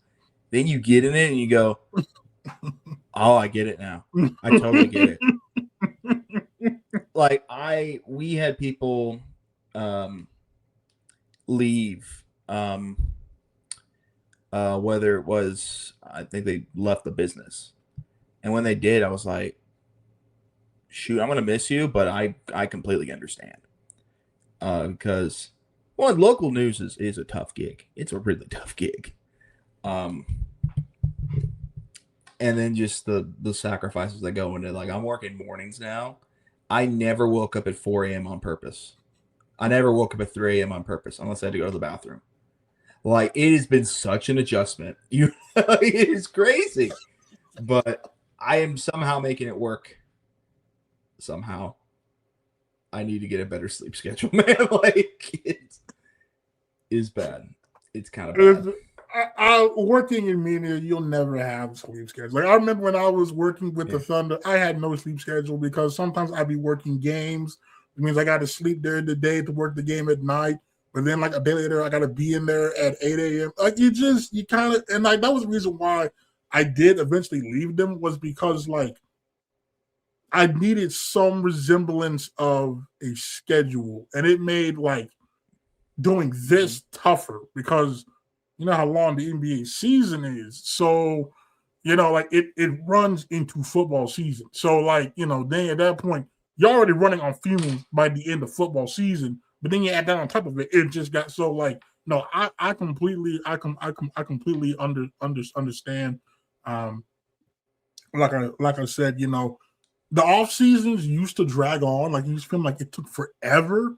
Now I'm like, media day is in like 2 weeks. Bro, like like signing day just happened. So it's like, that's how I know whenever I say there's more behind me than in front of me, that's what I mean. Because it's like when I get to the point where the off seasons feel like a second, then I think, I know then, okay, right, it's time to go have a resemblance of a life. And like you mentioned before several times, Chris Brannick, unsung hero. How that man does that, I do not know.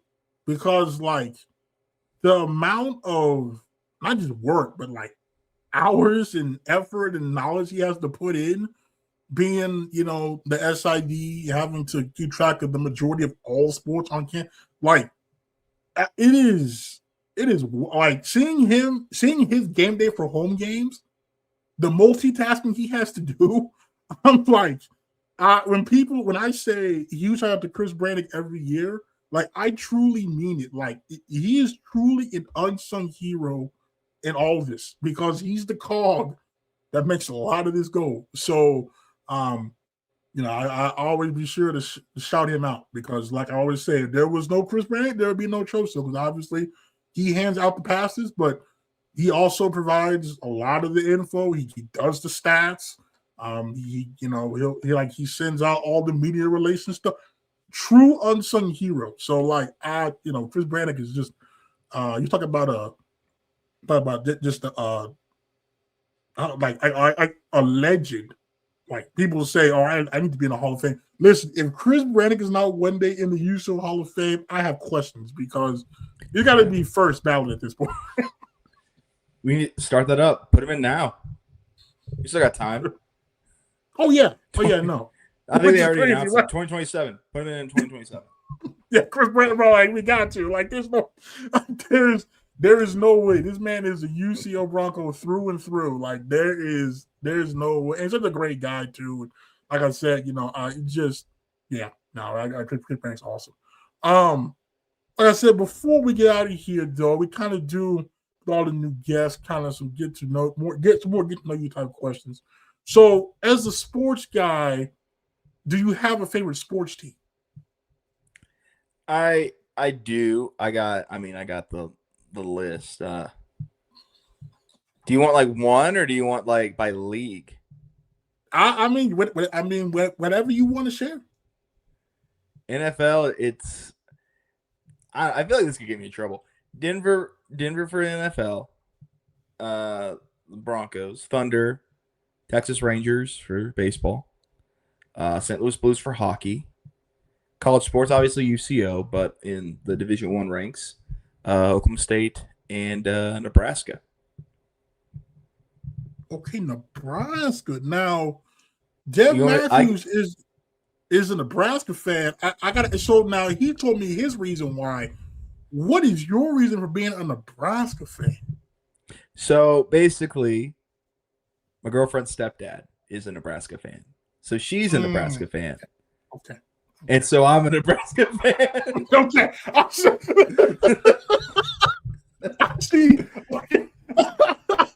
I see.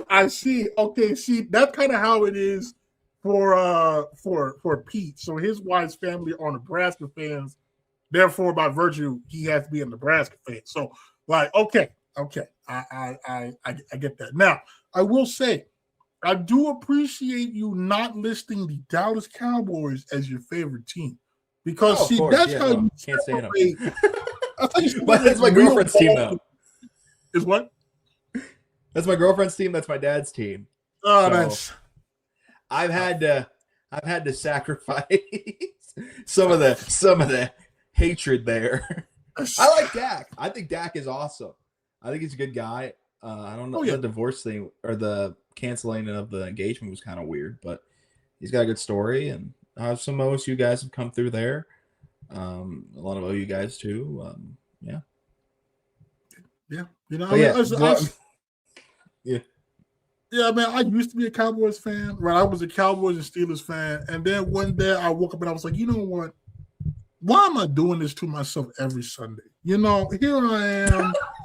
I come up, I'm not having a good day, right? And then I turn on the game, and what do I see in the clutch? There's a Dak Prescott interception. And then, the whole day is real.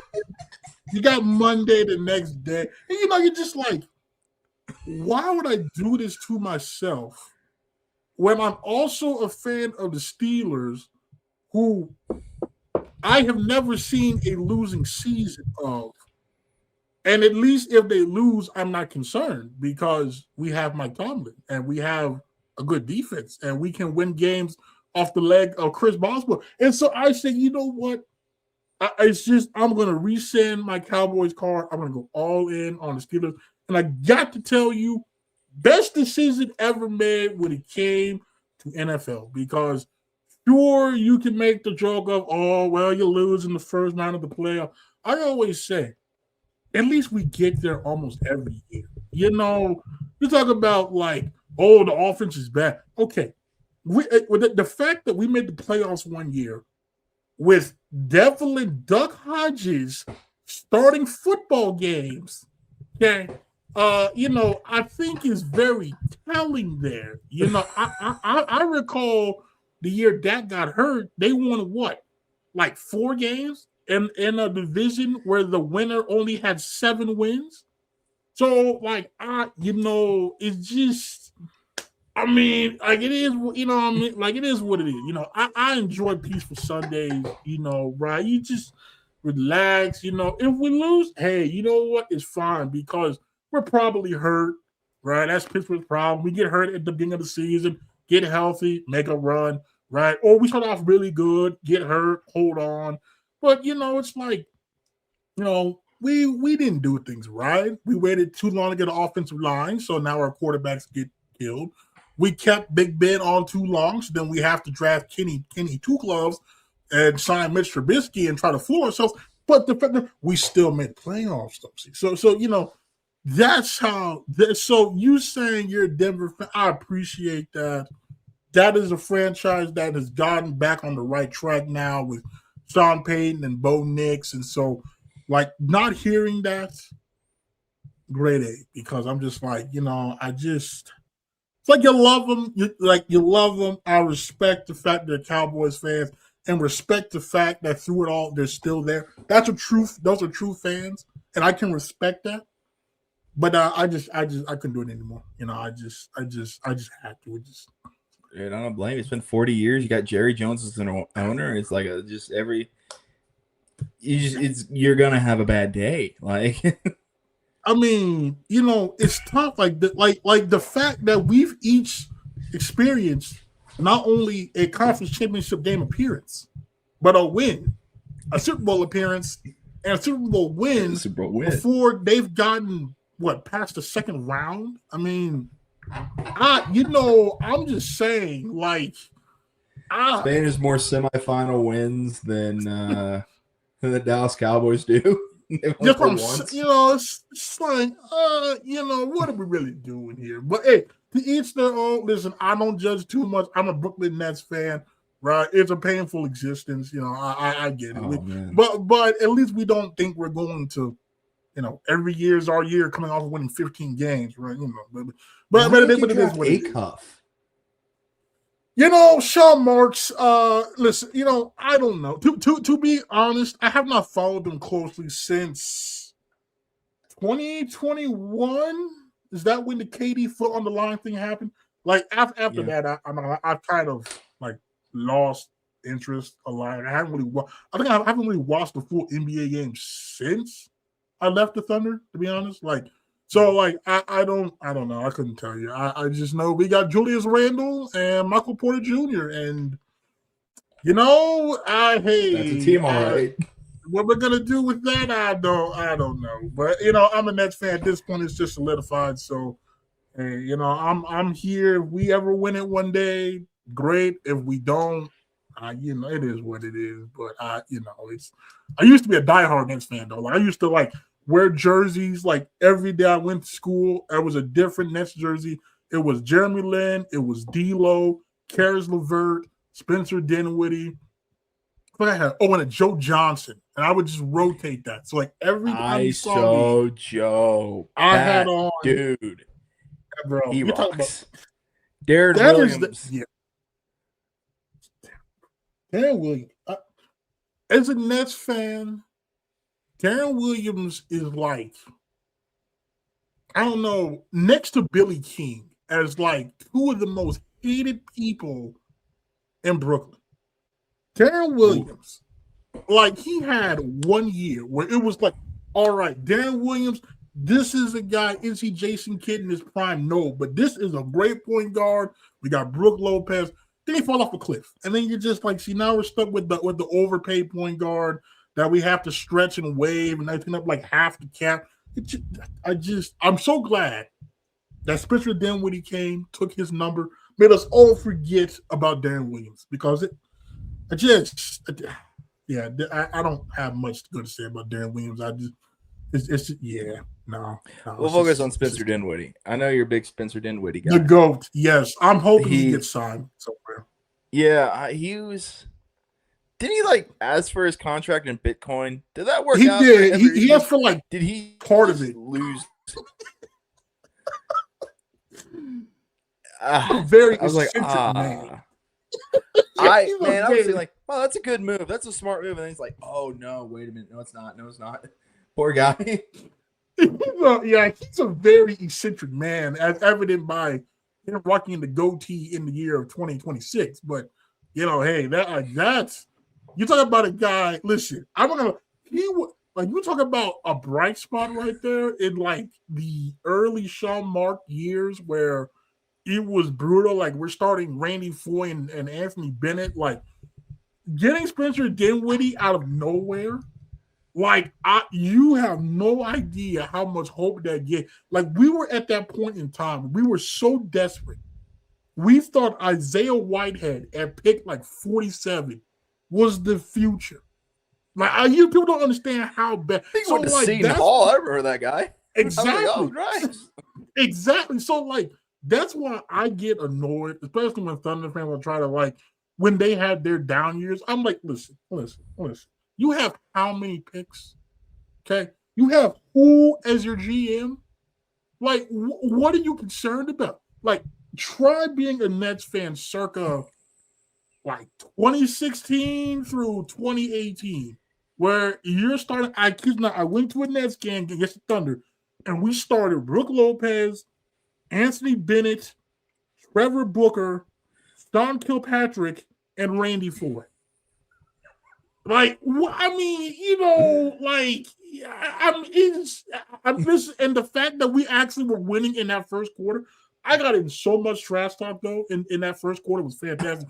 But it was to the point where we were so bad. If you won a quarter, that's a victory. That is we tied the Warriors at the half the year they won like 73 games. Fantastic. Well, I remember all the fan pages. We were throwing the party like we tied it to half. This is a win in itself. So like, no.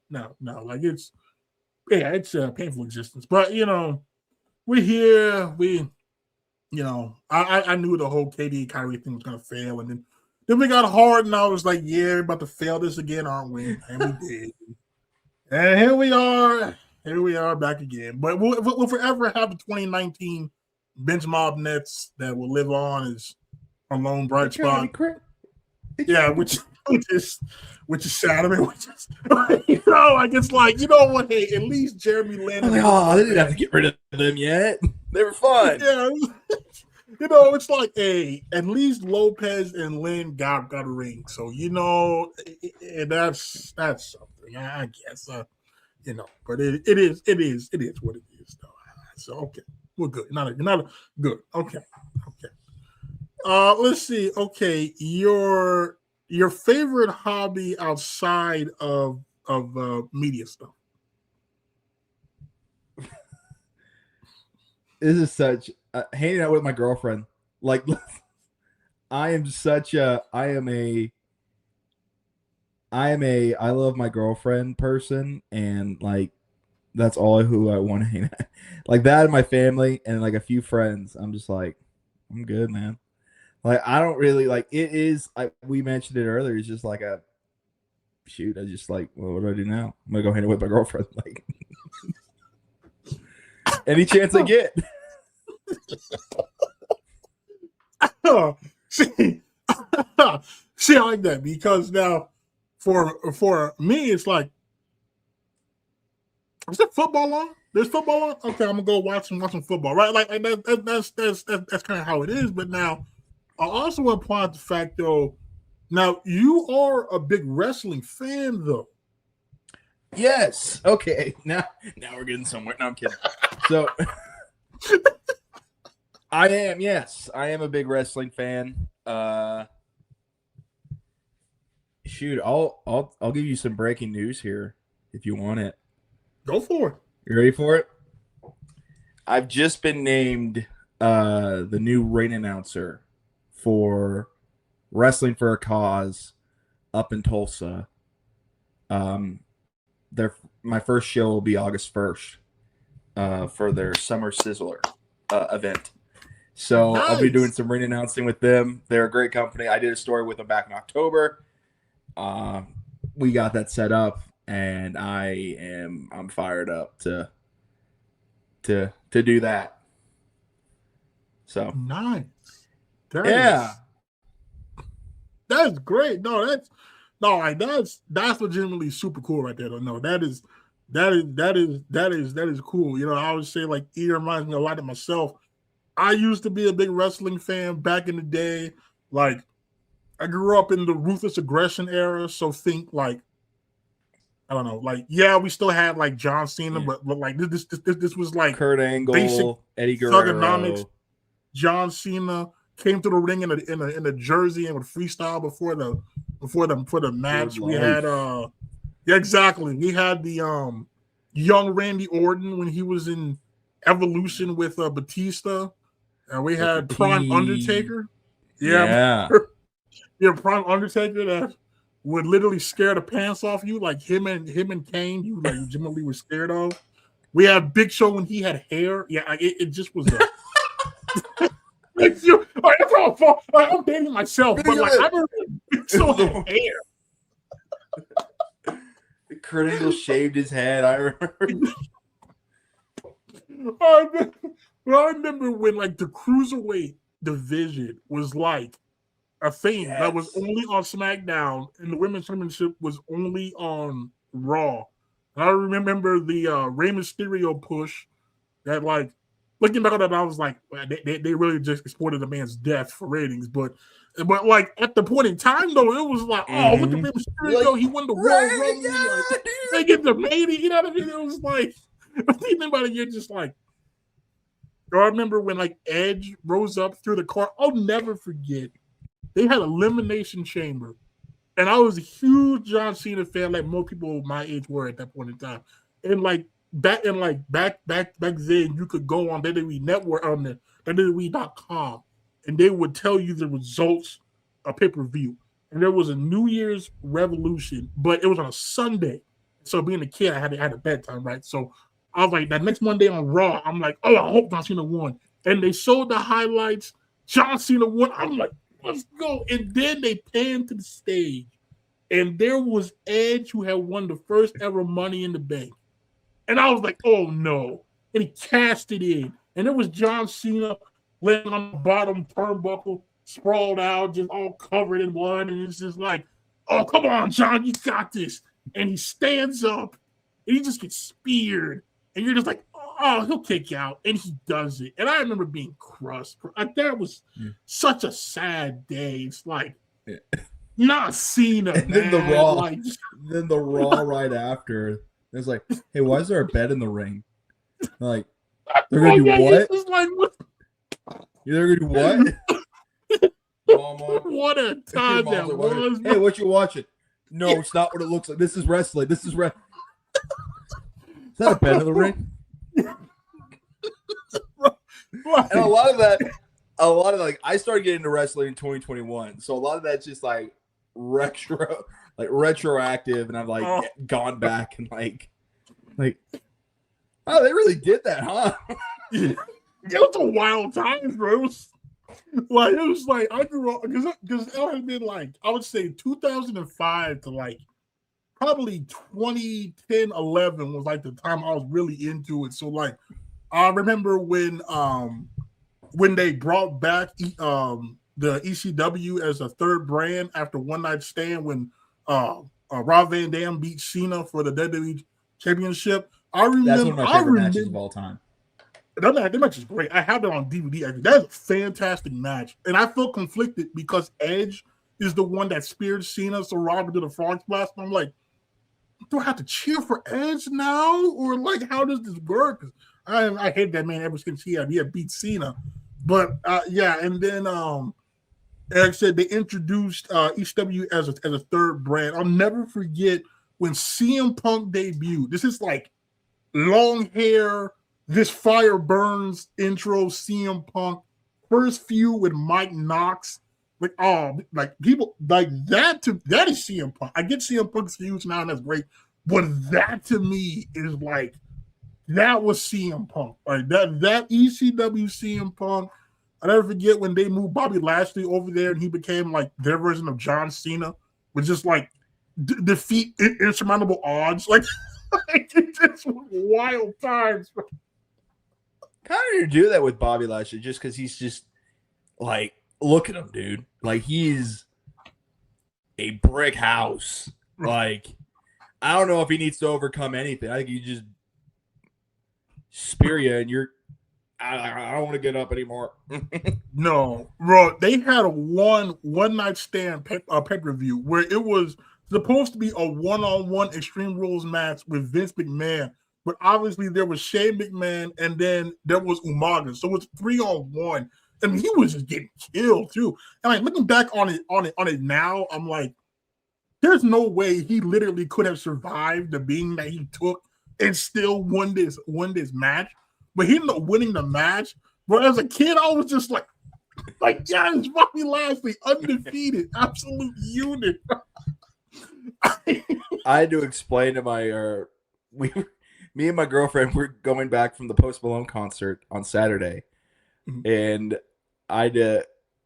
she was like watching like one of the matches. It was like, oh, have you ever heard of the Donald Trump Vince McMahon feud, where Vince shaved his head? And so she watched that while I was driving. She's like, I can't believe this is real.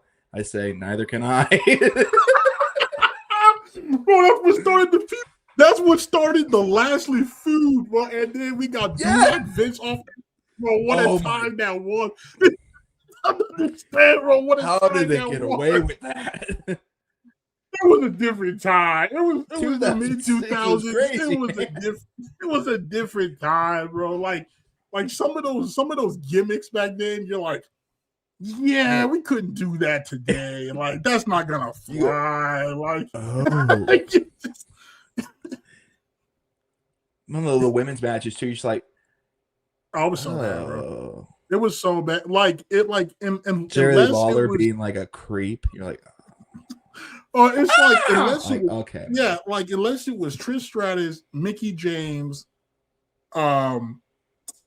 Victoria, and there's one more I'm forgetting. Like then it were good matches, but the rest, it was like a bathroom break.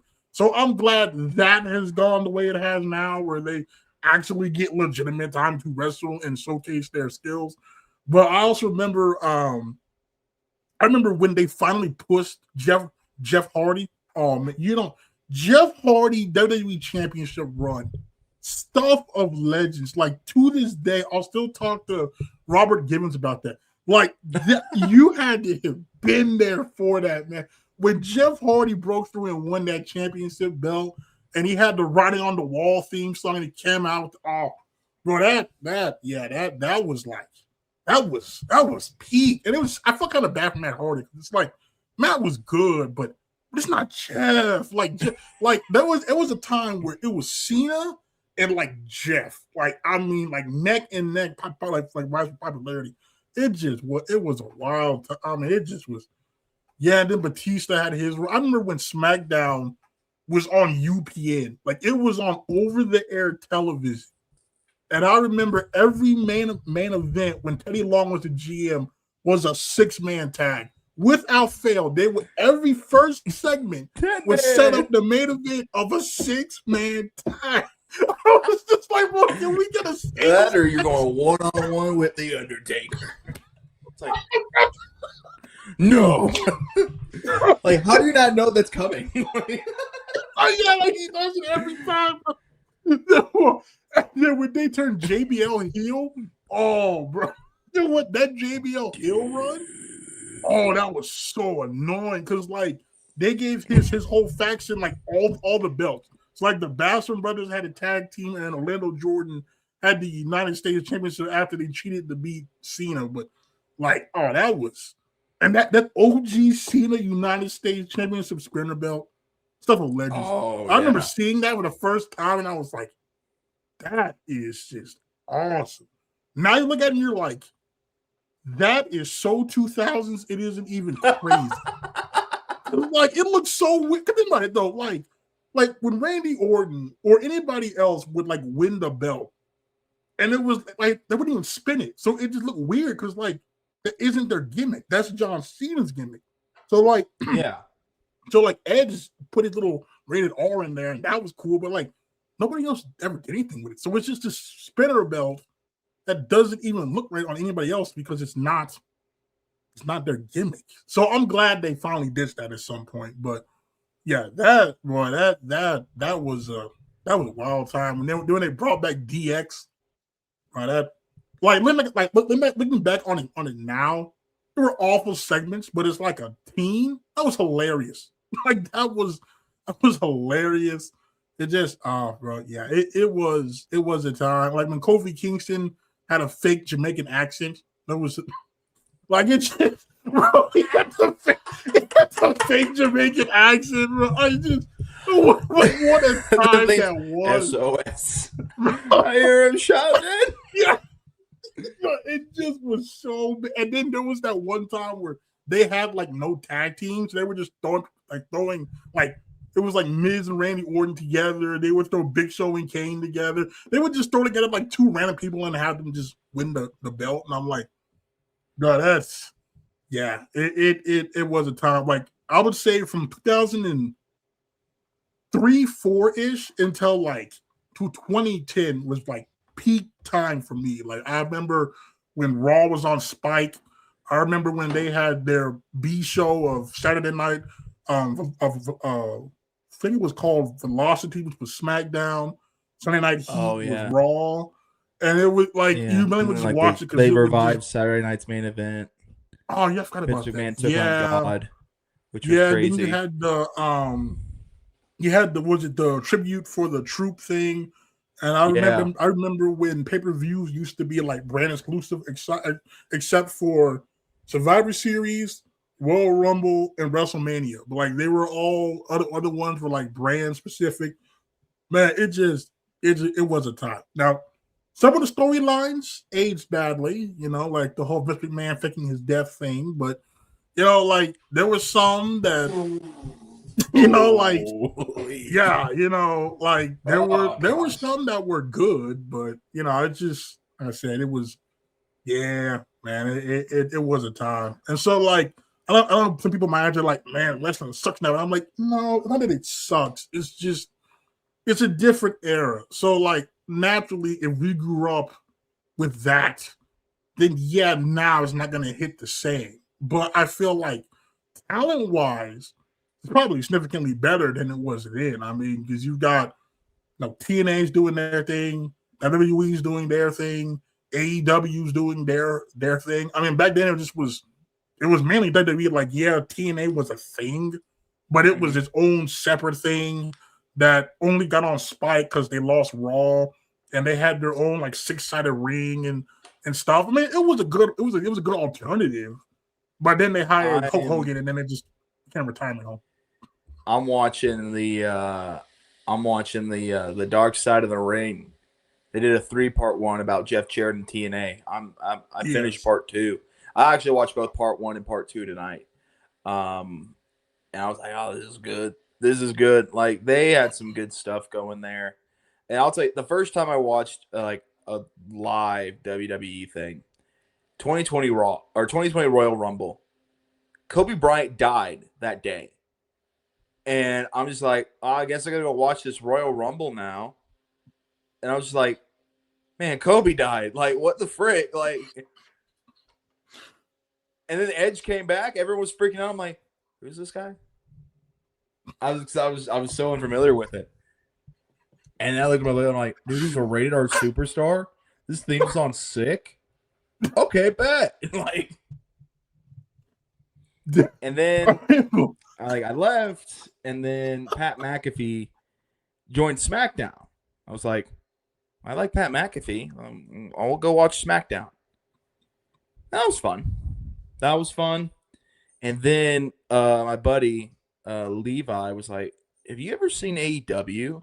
I'm like, no, what's that? And he's like, just check it out. And it was so different. I'm like, oh, okay. So like, be going back and forth between the two. I'm now pretty much a casual viewer, but no, wrestling's cool, man.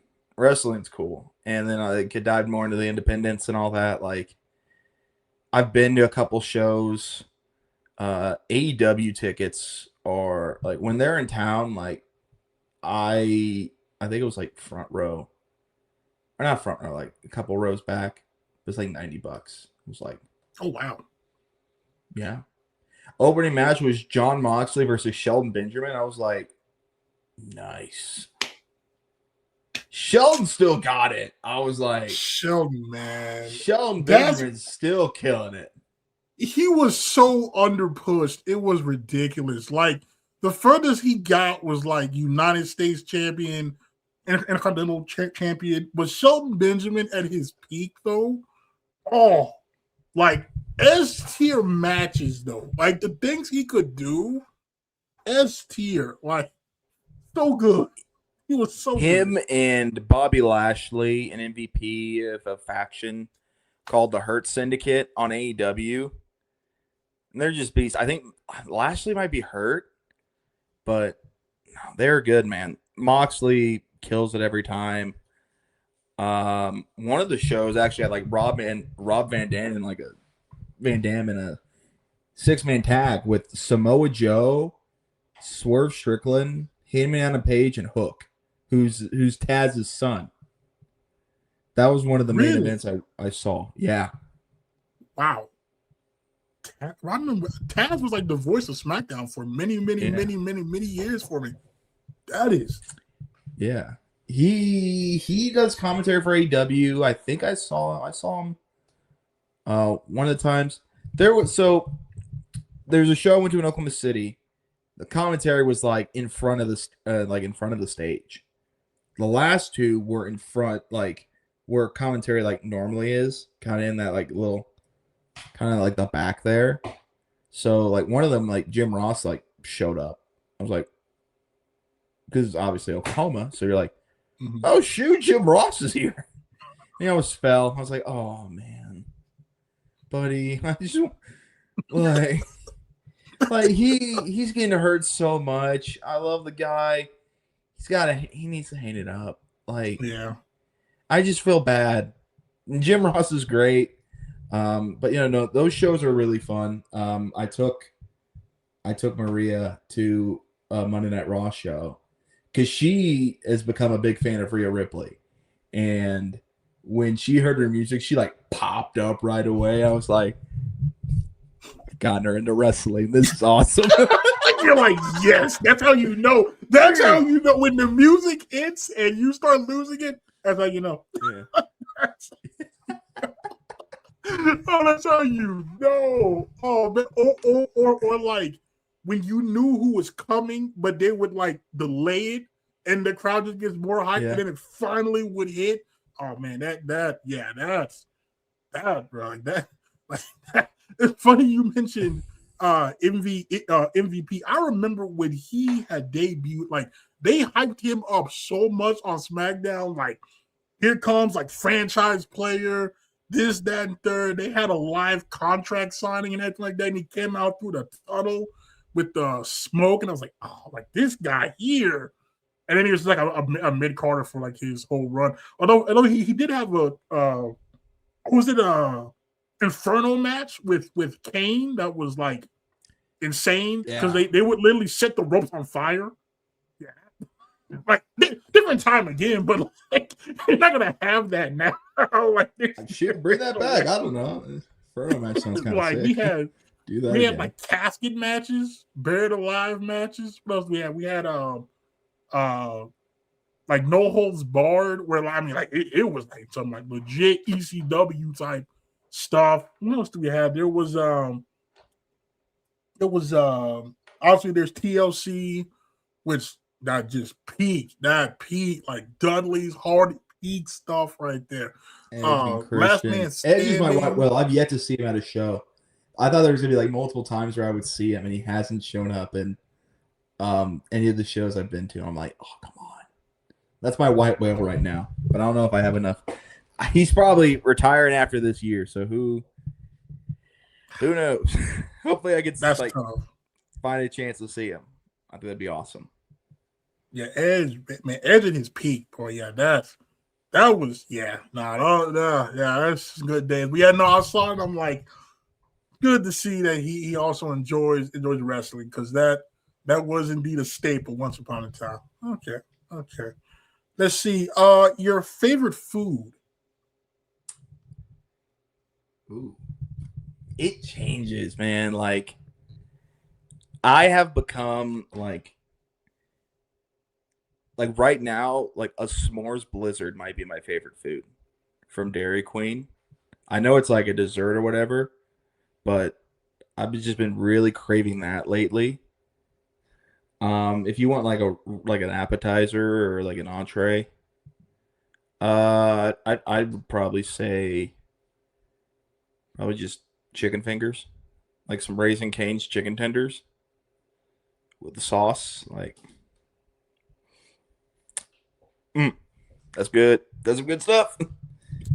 Fair enough. Fair enough. And that is a staple of UCO pregame meals is the canes. I always enjoy whenever we do have the canes. It's very good. You got to get there early though, because it's first come first serve. So sometimes you That's why get I there always got the tablet games late. 2 hours early.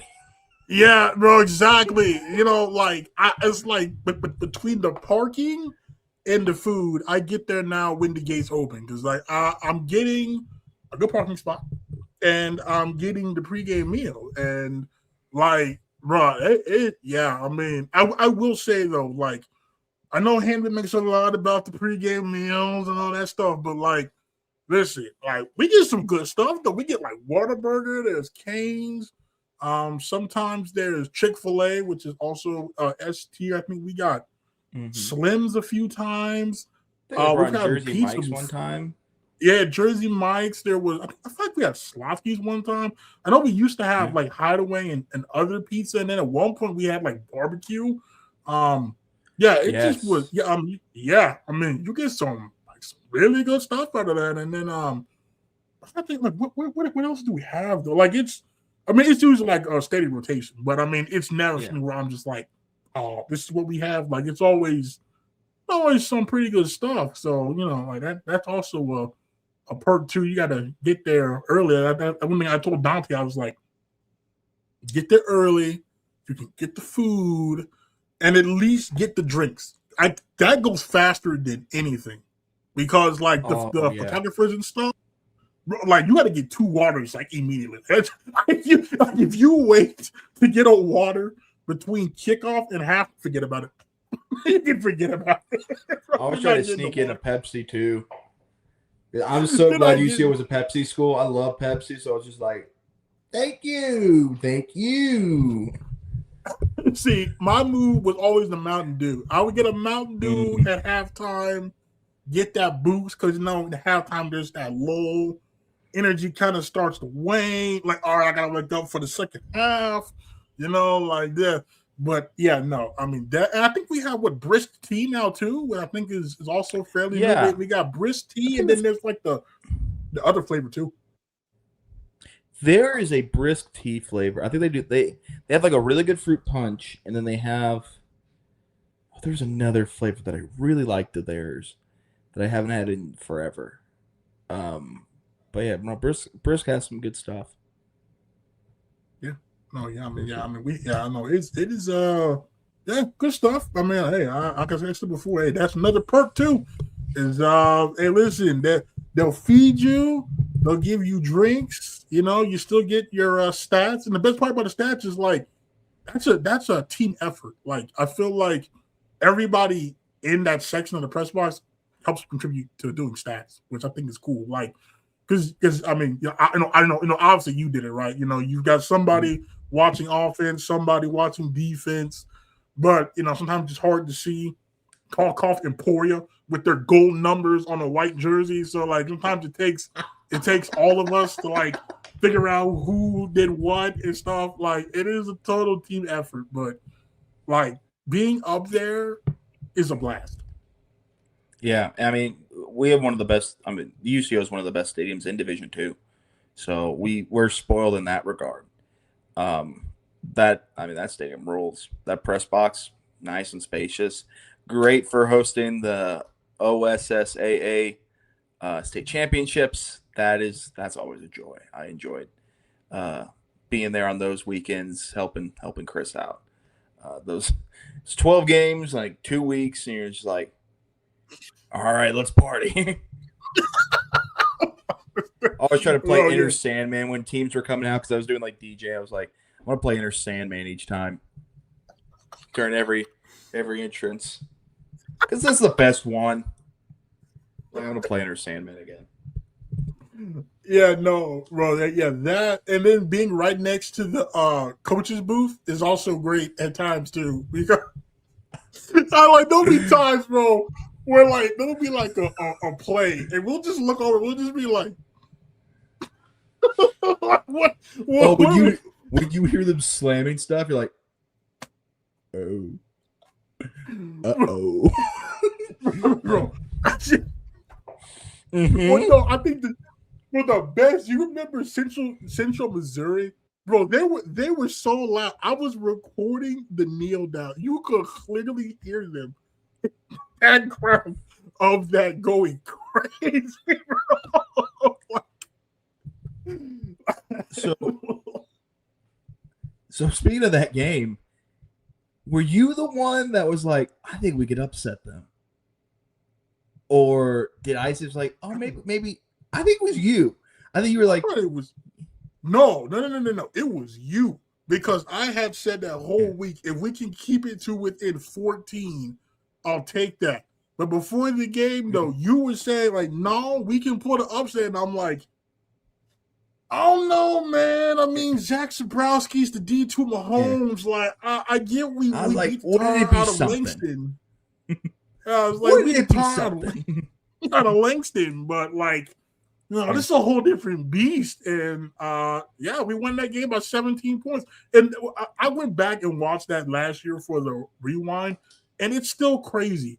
Nobody scored in that first quarter. Like, yeah. That's what was crazy. No one scored in that first quarter. We were like, that's interesting. I was like, okay, this might be a defensive struggle if we want to win this game. And then I'm now pulling up the stats. It was 57-40. Bro. It was 22-20 at half. Well, I will because Zach Zabrowski. Listen, I will say there's a few players I would say it was an honor to have watched play. Zach Zabrowski might be top of that list. Like what he did with what their media guys said was a sprained wrist on his throwing hand. Man still threw for like 6 touchdowns. Just was insane. He had a sprained wrist that game? He had a sprained wrist. That man said he was playing with a sprained wrist and threw for 6 touchdowns. He had 437 passing yards. He was a beast. And that is news to me. Yeah, he had a sprained wrist. What? He had a sprained wrist on his throwing hand and still threw for 6 touchdowns and broke, I don't know how many sacks. Like, he broke so like, I'll never forget seeing Hunter Largen after that game. That man was spent. I mean, absolutely spent because you could not tackle this man. Like, he was so, like, the way he would just run around and then just, like, not even set, throw an absolute dime, and you're just like, who is this guy? Like, this is ridiculous. He was so good. We just got fortunate that we were able to get enough stops, and they couldn't stop us like from scoring at all because like Cottrell had like a monster. Yeah, you remember when he had a walk-in touchdown and he went down, and they like pulled him and he got chewed out. It was talking to him post game, and you're like after me, you were like, so did they tell you not to score or what? And he was just like, not really. I kind of just went down, and then they kind of chewed me out for it. But they let me get the touchdown, and I was just like, that's kind of tough because, I mean, that is a smart play. You want to run more clock. Like, I get the logic of we'll get the touchdown, but like, I see what he was going for. But yeah, because that was the game where TD set the record for catches. I remember like looking, I was like, wait, how many was that? We're like 11. Let me check this record again. Hold on. Oh yeah, no, he's about to beat it. We're like, Oh, then he like the next home game, like, oh, you just beat it again. All right. Oh, what was funny though is that next week against Kearney, Schumann was 3 catches shy of tying him. So within like a 3-week span, almost had like the record broken 3 times. And that was insane. That was insane, bro. That was insane. Like I'll never forget though. It was Texas Tech. No. It felt like 08 Texas Tech. 100%. Like I said, always say this was the second best quarterback duo I have ever seen next to Mahomes Mayfield. That is exactly what that was. And I'm just like, that is one of those you said you felt like it was an honor to have watched it. Like to this day, I still say that was an honor to have witnessed that because that was a fantastic football game. And I think if you remember when we went, because I think that was the first time we had talked to Jet, and like, you know, you kind of looking and you're just like, so this is the man that just defeated the reigning defending Harlan Hill winner, like outdueled him in his second career start. But it was like pretty apparent that like within a minute of talking to Jet, where it's like, yeah, he's wired different because I see now. I understand. Like when he said he didn't care about the yards or the touchdowns and was lamenting the plays that he missed, I was like, yeah, he's wired different. And like I think that's kind of when we knew that like, okay, this could be something here. Like this this is different. And boy, what a ride we were on. Like Fort Hayes, when he had more touchdowns than incompletions, and TD had 4 touchdowns in the first half. Like, just sitting there like, what are we witnessing? I am looking at the stats right now. He had a 49-yard pass, 52-yard pass, 21-yard pass, 26-yard pass. I think he broke. Did he break? Was it yards that he broke that day? Or was it also he probably no? It was 9 receptions, 217 yards. It's like what? Oh, TD, that like, yeah, because I feel like the week prior, I think he had a touchdown, but it still wasn't like it was like, oh yeah, like we saw this coming. But like, it was so glad for me to see that because like when he signed out of Charleston, I am telling you, like, if we weren't in the day and age of the portal, there is no way he does not get a D1 offer. But he was so raw. You could tell on the film he was super raw, but all the talent was there. And then, like he showed flashes in 22 and 23, but like when he finally put it together, like that was insane. Like the way he was mossing guys, like I think he had that one against Fort Hayes where he literally mossed the guy in the corner of the end zone, and you're just like, this man is 6 feet tall. How is he mossing somebody? Like it's just like that offense. I will always say, like people don't understand how good that offense was. Like I saw 08 Sam Bradford Heisman winning year OU offense. I've seen the Mayfield-led OU offense. I've seen some good OSU offenses. That is right up there with it. Like we had 2 starting quarterbacks. We had an All-American running back backed up by an All-Conference running back. We were like 4 or 5 deep at receiver. We had an All-Conference tight end. We had the All-American Conference Lineman of the Year at guard. We had like 2 All-Conference tackles. We had who should have been an All-Conference center. Like, and we have a fullback that had like 6 touchdowns. Like, just insane the sheer amount of firepower that we had. And like that NFU game to me was like proof because like the fact we overcame a 28-point deficit, like I thought we were dead. I'm like, there's no way we're doing.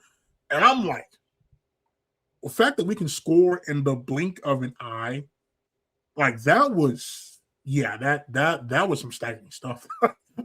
Like I remember it got to a point where we would go to TD and be like, you know why we're here, TD. At this point, you know why we're here.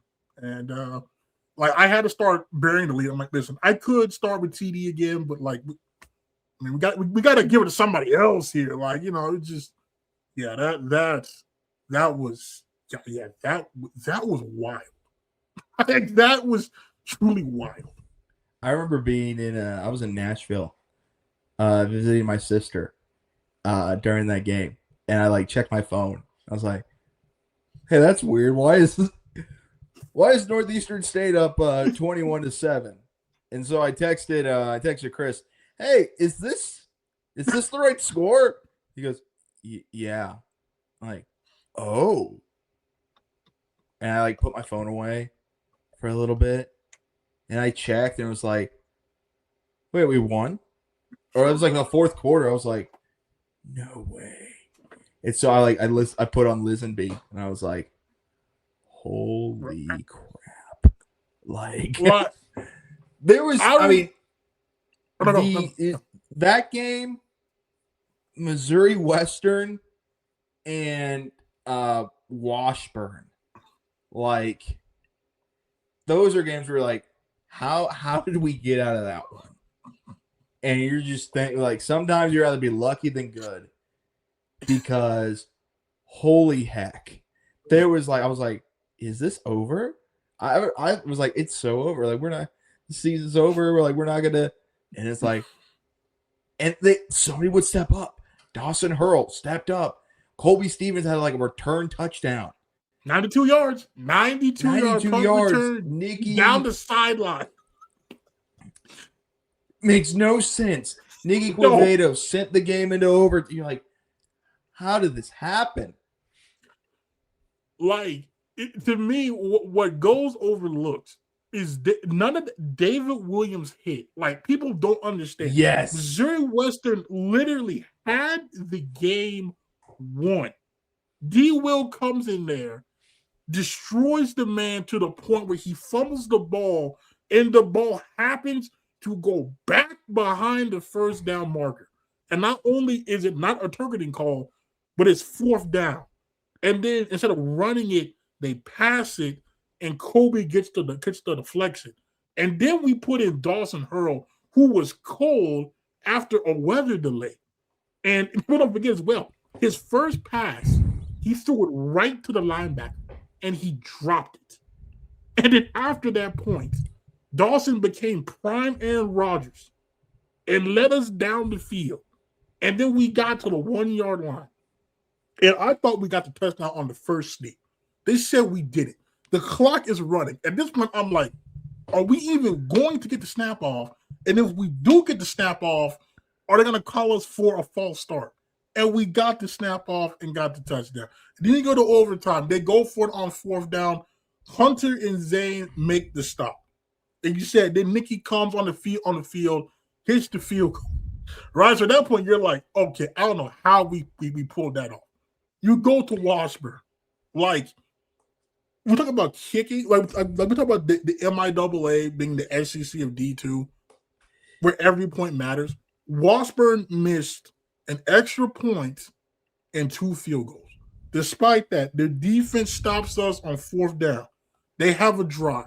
They get in field goal range. If they hit this, they win. They ruin our season. We somehow blocked the kick. I watched the kick go up, and I watched it go down. And when I tell you, I will never forget that moment, because I'm sitting there with Chris Brandon. We're at the very end of the Washburn press box, and they've got some boosters, some fans right next to us, right? And they were trash talking at some point. And I'll never forget. We're sitting there, and I'm like, I don't know what I'm gonna say to these guys after this, because there's no words to be this close and it not work out. And we saw that go up and come down, and Chris Brandon was like, it's blocked. And I just go say, I'm like, oh, it's blocked, it's blocked. And then I trail off, and I just lean back, and I'm in disbelief, because it's history was made, but in the fashion that was made was just the sheer odds of that. And I'm leaning back like this, and I'm like, how do we keep doing this. Like even go back to Washington, right? We game on the line. Jet has to drive us 80 yards for a touchdown, and the man does it. He throws that pass in the corner in the back of the end zone. The catch. Delso.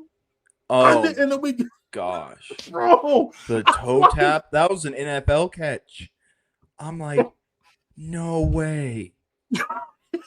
And then we get to and we talk about that offense. That defense was something else too. That defensive line and that linebacker core, and the secondary, like there were some dogs on that defense, man.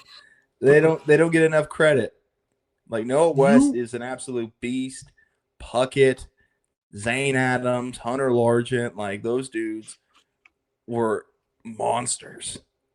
You remember after Fort Hays, you had asked Jack, as a defense, like, how does it feel being the B story? I'll never forget his initial reaction. You could tell it irked him, and he kept his composure, but he said something so simple. He was just like, the B story can become the A story real quick. And I feel like we saw that at the end of the season. And I was just like, I probably shouldn't have worded it like that, but like it was the offense was. It was the truth though. It was legitimately the truth, was because the offense was just so impressive that yes, the defense was leaps and bounds better, but it was overshadowed. There's just no way around that. Mm-hmm. Like they gave up, I think, just 28 or 24 to Fort Hays. Like they had been it had been blowouts at that point, or by 20. But everyone was like, dude, this offense is nuts. It's like we'll see, and then that I always said too that our numbers that year were skewed defensively because we had so many blowouts. By halfway through the third quarter, we're putting in bag-ups against team starters. So our numbers aren't even accurate. So, if we would just go off numbers from when starters were in the game, it would probably look a whole lot different than even what our final numbers were because it was just so skewed. And I hated that for Swanson because I'm like, that's not going to be an indication of how good the unit was because it was a really good unit. But that whole, and then even Washington game-winning sack, it was Hunter and Zane on the fourth down. I'll never get that as long as I live because there was a penalty, and we were holding our breath. And I saw Kobe do a hold, and I remember they lost it, and the referee said holding the client. I will never forget this as long as I live. I turned to Chris Brandon. He's standing up. He's tearing up. I'm tearing up. We're just looking down there and we're just like, wow, that actually happened. And then you see the field storming and you're just like, this is why you do it. Because I couldn't tell you the last time we had a field storm. I don't even know if we stormed the field when we beat Northwest in 2018. I know we didn't in 2022. But I don't even know if we did that in 2018 when we beat them. But just seeing the students that a few years ago wasn't there, just run on the field that was indeed wild. I'll never forget that. And even this past year against Pitt State, when they missed that field goal, when I tell you that we had lost all hope, we're like, dang. We're going to get so close because it's going to go to overtime, and we're probably going to lose this thing because if Jet had got hurt, we threw Clayton out there. We're barely hanging on by a thread. And when he missed that kick, I'll never forget. Dante was so excited. He got up. He ran next door into the coach's booth, started celebrating with the coaches. And I remember, I'm just there. I'm there with Brandon, and we just don't know what to, because it was a 30-yard field goal too, and you're just there's no way that the man missed this kick. And it's just it was so, I kid you not, you don't understand, the sheer amount of joy, and even our guys admit it, okay, this probably wasn't as big for them, and they're probably confused while we're going crazy right now. But like to finally beat Pitt State was such a relief. Because remember, in 24, they were the only loss in the regular season. To finally beat them, that was but you talking about being on cloud nine. Like that was incredible. And then doing it in the way that we did with Clayton having to come off the bench and keep the lead. It just, yeah, no, that was I'll never and then Montreal lead touchdown. Now, I'll never forget that as long as I live. Because I just see Jet get hit, the ball go in the air, it lands somewhere, a massive pile's going forward, and then Brennan's like, I think Montreal lead just scored a touchdown. And I was like, who did what? Because I'm noticing Jet's on the ground. He's not getting up. So I'm like, okay, wait, we scored the touchdown, and that's great. But Jet is not getting up here. Like this is the importance. And it was crazy because if you look at the video, we're celebrating the touchdown, and Jet's just on the ground in pain. And it's such a contrast. Well, yeah. Like, wait. Oh no.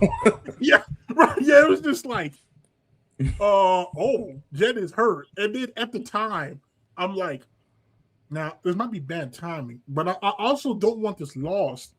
That we're up on Pitt State. I think it was like 14-0, and we have over 100 yards rushing in the first quarter. Like, I know a lot is happening, but I don't want that fact lost. It was a lot going on that one play, and like we laughed about it. Trell laughs about it. Jet did too, but like that I've never seen it because like you see him just get destroyed.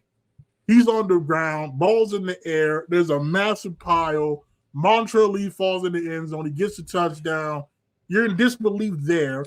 Jet's just they're all around in pain. You're like, oh no. And then it's like, then you learn he's gonna be out for a while. And then you're just like, that's not what we want to see. I remember looking back on it, or like looking at it for the first time. I'm like, hey, what happened to Jet? And I'm like looking at like the stats and like the Montreal lead touchdown. Fuck. Wait. Clayton. Wait, huh? Where'd Jet go?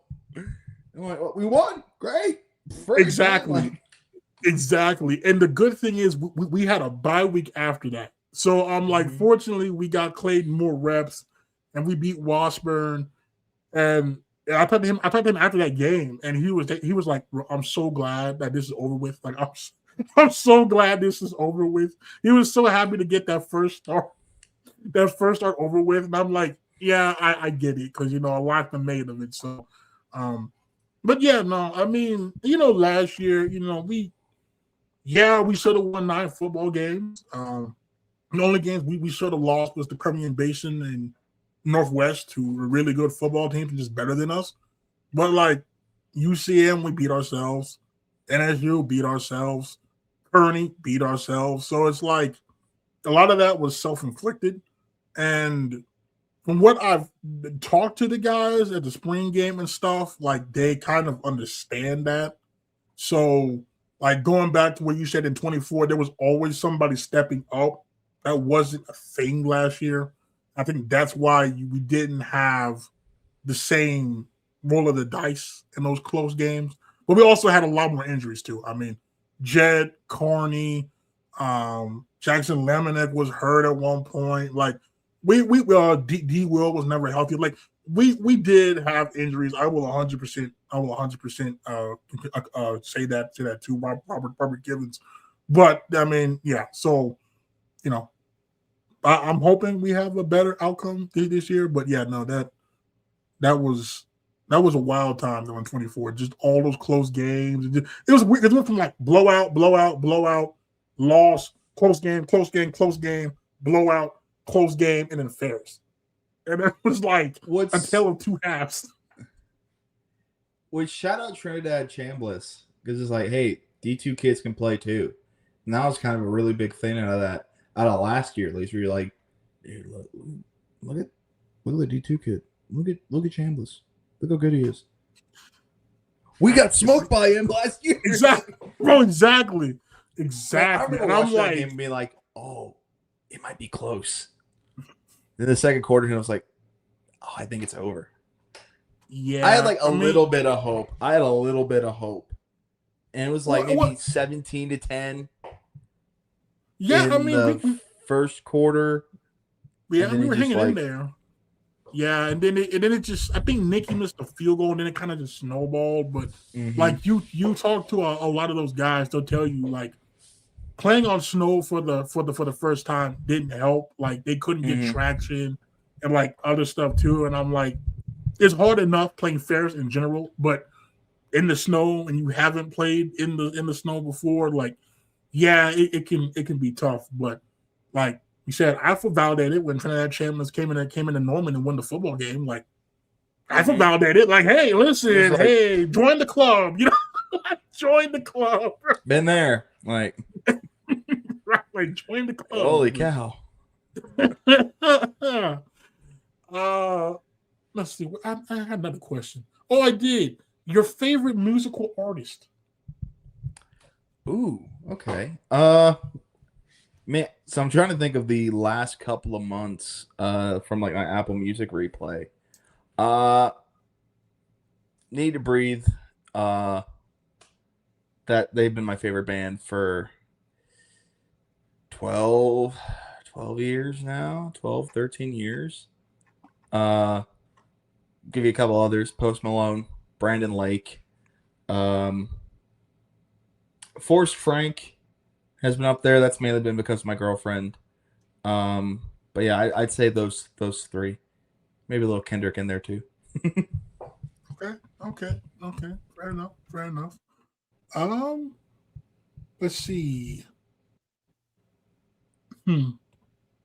Now, when you go out and cover games and such, do you have a routine that you normally do, like I want to say a pregame routine, but kind of a routine of sorts before you go out there and cover those games?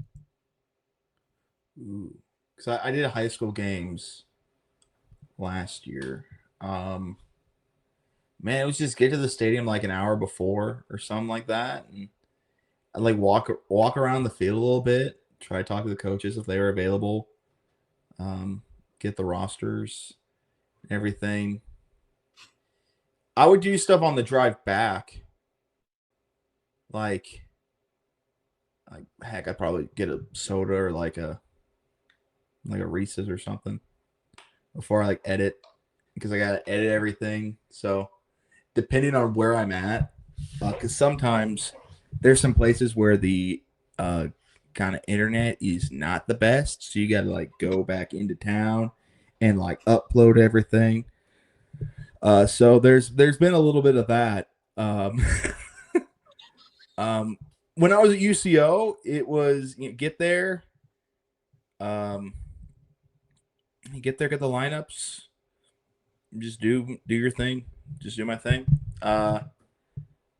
Post game wise, if we got a Canes coupon, that's where I'm going afterward. Like, because they do the things like, all right, if we get a home run in the 5th inning, everyone gets free Canes. And you're like waiting on bated breath. Dear Lord, please, just send this one. They get it. We're like, yes, free meal tonight. Free meal tonight. Like,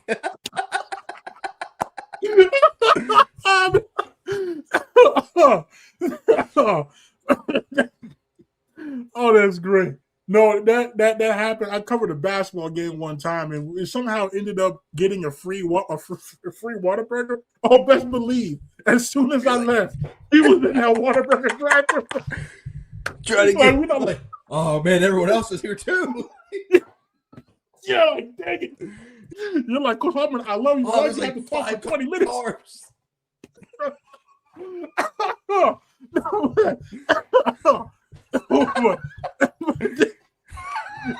Hey, listen, when you're a broke college student, those free coupons are like gold. We're gold now.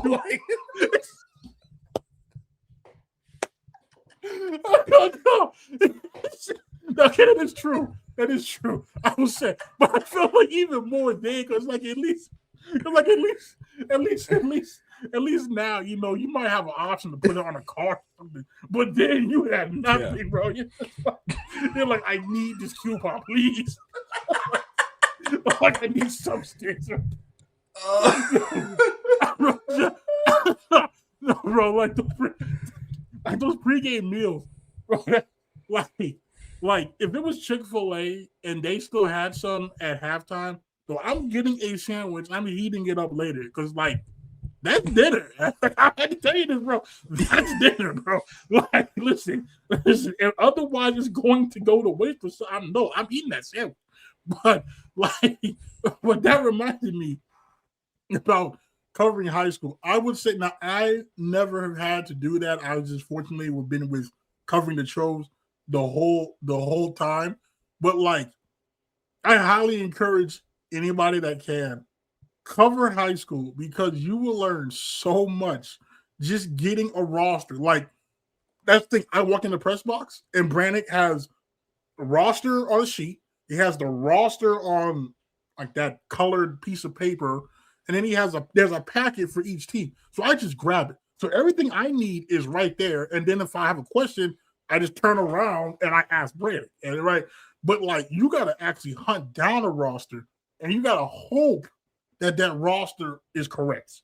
Because I'm telling you, as someone that filmed for the high school football team, all that is not correct. So like you gotta do all that. And so like just if you want to talk about learning how to talk to people and troubleshoot and make connections, tracking down a roster can be a very tough thing. You think it'd be simple. It can be a very tough thing.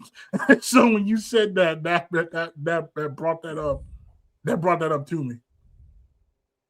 At the beginning of the season, it was tough. I think I went to like the Bartlesville press box and like, we got one? Do we got one available? But with a couple of teams, if you're doing like 6A, they all have like their media people and like, boom. So, but when you're like, I had to cover, and it was one of the best atmospheres I actually went to. It was Adair versus, oh man, I wish I could remember the team. But it was an Adair, which is like near Pryor. And they're like looking through the roster, like, yeah, this is it. And so you had to like take a photo of it, and you're like, all right, thanks, guys.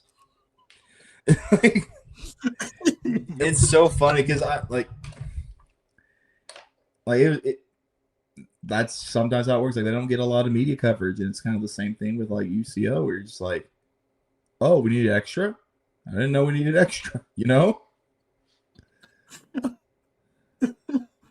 No, I feel that because it's like they'll be because like I'm used at this point. I know who media is in the press box. There's gonna be Gerald, his other photographer. There's a freelance photographer, and then maybe if like Livingstone Media is there, or the other school will bring a media person. Right, like those I know. Right, I pretty much know that where I sit at the 50, this is empty next to me. This is empty next to me. There'll be times where I come in and I'm like, whose stuff is that? And they're like, oh, we've got somebody from so-and-so. Or like the Oklahoman will come to a game. You're like, oh, okay, this is going to be interesting. Like, you know, like it's like I'm glad, but it kind of throws you for a loop. Because like I'm so used to just being able to like claim this kind of section as my territory. So I'll put my backpack here. I'll set my other stuff over here. But I mean it's definitely, I mean it's good. Like obviously you want people there. It's just it seems like for you lately it's a lot more videographers. So like you'll have more media. They're just all on the field the whole time. Which listen, that's fine by me because that's just more space for me up there, and you know more laughs and stuff I can have. So hey, no complaints here. Now you also mentioned something very important too, is the editing snack. You can't edit on an empty stomach. I feel like That's something that is learned over time. You just can't do that. Have to have some kind of substance there. What is your go-to editing snack? Well, sometimes I'll just eat beforehand, or just wait like a insane person. Editing snack. Ooh. Sometimes you just like can't go anywhere because you're like trapped in a parking lot. You're like, well, I don't want to leave and like lose my spot. So sometimes it's just nothing. If you have to go somewhere and edit, and then shoot, I'd probably get myself something sweet and savory, probably some like Doritos, some Cool Ranch Doritos, and then like they have these like Reese's bars, like what do they call them? Like a fast break. Those are really good. And then a what is it called? There's another one that was really good. It's got like caramel Reese's Pieces in it. I can't remember. It was like an outrageous, something like that. So one of those probably. And I get a root beer or Pepsi. Just to drink is like I've been having water all day. You know what I need. Let me get this root beer real quick. And like, let me treat myself. You know. Yeah, let me treat myself. Like, if I have to go, if I like know I have a long drive ahead, I'm like, okay, I'm gonna get myself a Pepsi now, keep myself awake during that full thing. But if I'm like, I'll just get a root beer, don't need the caffeine right now. I forget though that like you'll be editing like right then and there. See, I'm used to I just go home and edit. So like during football season, I'm probably Marco's and Panda Express's best customer because I will legit order like either a small pizza that Friday. So when I get home, I can shower while stuff's uploading. I can grab a slice. I can start editing while eating the slice, or I'll heat up some fried rice or some chow mein from Panda, something that I can eat with one hand while I'm editing.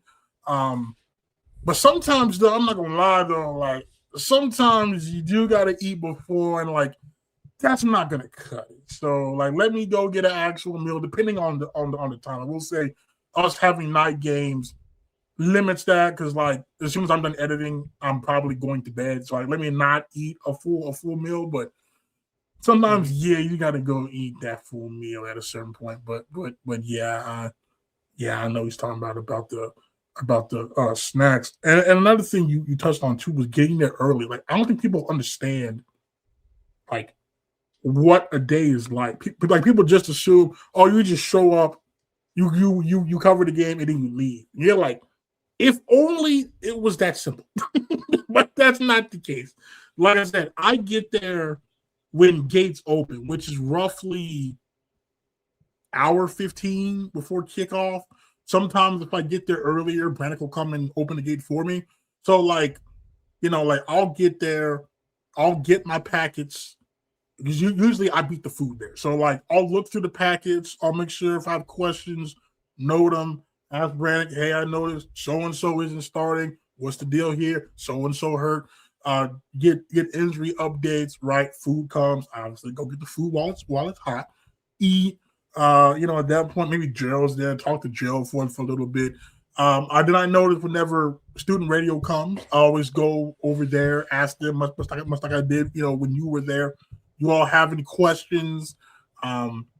If it's the beginning of the year, or I'll hear Nelson exalt my expertise and plug the podcast like he always does, which I greatly appreciate. But I just like it's something like. But like I always ask, always give them tidbits like, hey, I don't know if you all know X, Y, and Z, that kind of stuff. Depending on who we play or go on the field, because you gotta like walk around. But I always find it, try to at least greet other, I don't say creators, other videographers, that I know. Obviously watch the warm-ups, it's kind of important. I gotta take a video, post it, and all that stuff, right? Sometimes you get interactions with fans, like people are like, I get stopped all the time and I greatly enjoy it, but like that's part of it too. So by the time you do all that, you get up, there's the game.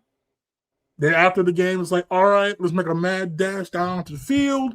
And you know how it is where it's kind of just like a free-for-all. So it's like, all right, identify who I need to talk to, who I would like to talk to, and trying to catch them all within like a 10-minute span of them going from their family to the locker room. And then once that's done, I'm inevitably like the last person on the field. So I start uploading it to Drive, and even my car has a Wi-Fi. It has Wi-Fi, so I'll do that. By that time, if it's a night game that starts at 7, I'm there at like 5:30, 5:45. I don't leave till like 11. So, and then I gotta go home, shower. At that point, it's midnight. So I could go to bed, but I have to get out post game because I always say post game will be up as soon as I can. So you gotta edit post game, upload the post game. I gotta prepare for the podcast. If I want to capture the game for highlights, but even by then it's like 2 in the morning. So from roughly 5:30 to 2 a.m., is the time that you're doing just to cover a game. So like, if only it was as simple as just showing up to the game 10 minutes before and then leaving 10 minutes after. If only it was that simple, because if it was, it'd be fantastic. But that's not the case. I mean, there's, and that's just assuming everything is smooth. Don't have software problems. Mm-hmm. That is, and like when I get like, I'm still like an adrenaline rush after the game. So like when I was doing like stuff for the Vista, I'm like, okay, let me get some thoughts down now, because I think it was like due on Sunday or something. So I'm just thinking like, okay, let me get all my thoughts in now, and then I'll mess with it tomorrow, like kind of the editing and the kind of the brunt work of it, but like get my thoughts down. Or sometimes I'll just like pop on like one of the Pac-12 After Dark games, and I'm just like, all right, let's start writing. Like, yeah, and like, background noise. I'll be done. It's like, oh, it's 1 a.m. Uh-oh. Like, well, all right. Good thing it's Sunday. Right. Yeah, no, that's just like when I went to Washburn in 2024, Mr. Fitzgerald was like, all right, we're leaving at like, I think it was like 6 a.m., something like that. And I was just like, well, I get up at 5 for work, so I mean, it is what it is. But so like, I'm up from 5. We don't get back because it's like a 4-hour something drive to like, maybe it was, I don't even know, like 11, I think, roughly when we got back to Edmond. I got to drive from Edmond back to Morris. Now it's like almost midnight at that point. So like from 5 a.m. until almost midnight, right? Like you're up to cover an event. And like, I'd be lying to you if I said I wouldn't do it 10 out of 10 times, but I feel like you tell somebody that's not in this line of work or industry that, and they'll look at you crazy. They're like, so you were up for like 12, 13 hours just to cover a game? And you're like, yeah, I mean, I mean, I don't know what to tell. Like, yes, it in hindsight, yeah, okay, that might be a little extreme. It might look weird to some, like, why? But I mean, if you enjoy it, you enjoy it. I mean, I enjoyed every minute of that. Like, I enjoyed the drive there. I enjoyed that game, the post game, because like we were outside for like an hour. I felt like after that game, we then went to get food, obviously, because it's a 4-hour drive. So we stopped by Culver's. I finally had Culver's S tier, but like I enjoyed that. Just conversating. Then you got to get in the car. You drive. You got to make a pit stop to use the bathroom. Fortunately, we stopped at a truck stop that had a Dairy Queen, so got a milkshake, victory shake, right? But then you get back and then you drive back, and And then like you get out, you stretch to get back in the car, and then you yourself drive back home. I mean, it's but I'd be lying to you if I said that wasn't one of the best days of my life. Like I remember that day so vividly, and I think like that's the part that's so cool. It's like everybody that's in this industry is wired the same. So to us, it's just normal, like but to others, yeah, I can see how it looks like that. But like I wouldn't trade it for anything. I mean, it's like I said, I mean, at this point you just get used to it, I feel like, right? So it's like I know every late August through mid-November, I'm gonna have long Saturdays. I mean, it is what it is. I mean, like does it wear on you at times, but I think it's well worth it. I mean, it's only what? Think about it. You only get 11 games. You're only guaranteed 11 game season. Of that, most of the time, only 5 or 6 home games. So, I try to make the most of it. And, obviously it's different for you because, you can cover all the way through the championships possibly. So, like for you, it's a longer period of time. But, I mean, it does fly by, though. And that's the thing I realize, like, yeah, but it can fly by in a breeze. Like, you look up, it's mid-season. You look up, now it's senior day. And you're like, dang, like it just started. So, but yeah, no, people don't understand the amount of time that stuff takes. So, like, I wish they did. I truly do. I feel like when you really care, it's going to take even longer. Oh yeah, 100%. Oh yeah, like, yeah. Because like you can edit something, look at it. No, this is not it. Scrap it, start again. So like, yeah, no. I mean, there's like a lot that goes into it. But like I said, I wouldn't trade it for the world. So, but yeah, that's like you said. What is sleep? what is sleep? I don't know this sleep. Nice to have. Like I don't. Right, like sleep. Is that the thing that you do with a pillow and a mat? Yeah, I don't know that. Naps have been my best friend, man. I'll tell you that much. Naps have been my best friend. Like, get home, lay down. All right, I'll see you in 2 hours. Like that's like literally. I gotta stop doing that and get like a normal schedule, but I'm just like, oh man.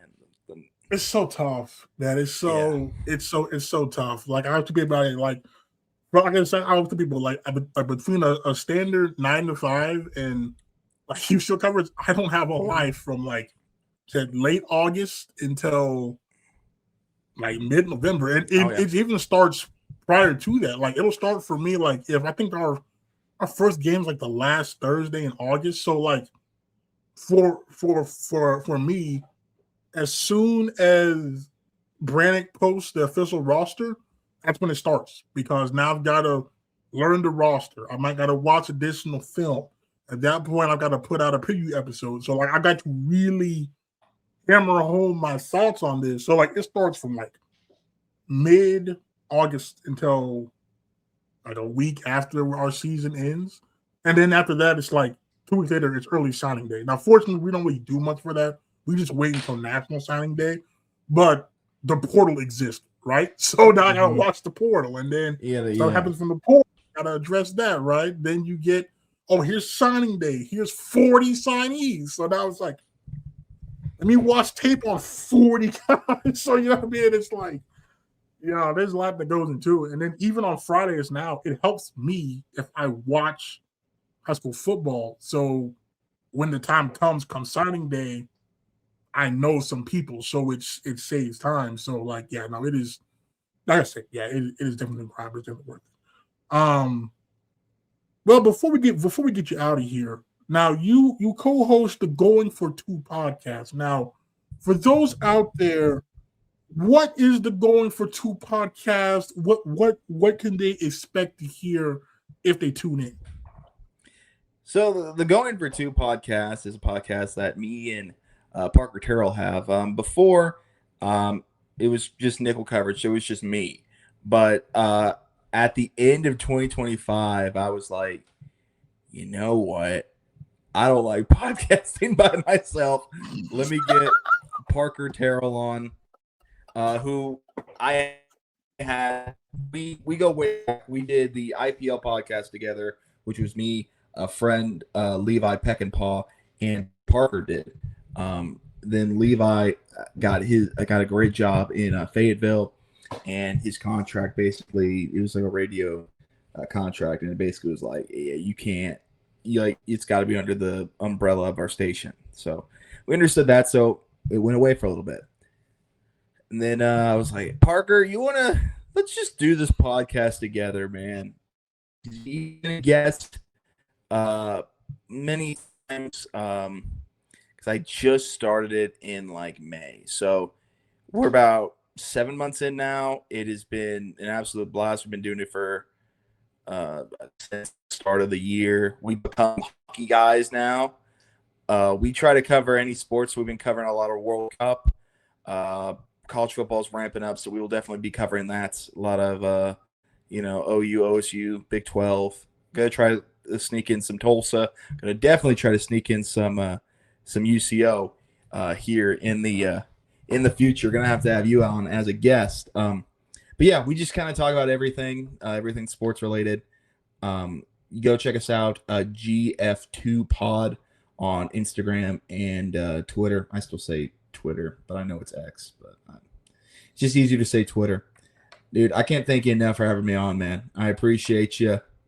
This has been a lot of fun. You may have to edit this down because I'm afraid it may end up like a Cho Rogan experience where it's just 3 hours long. And I'm like looking at the recording thing. I was like, oh no. Listen. I'm so sorry. No, but listen though, like, that's bar for the course though, right? I feel like, the Cho Show family knows, right? Like, there is no concise on this on this brand, right?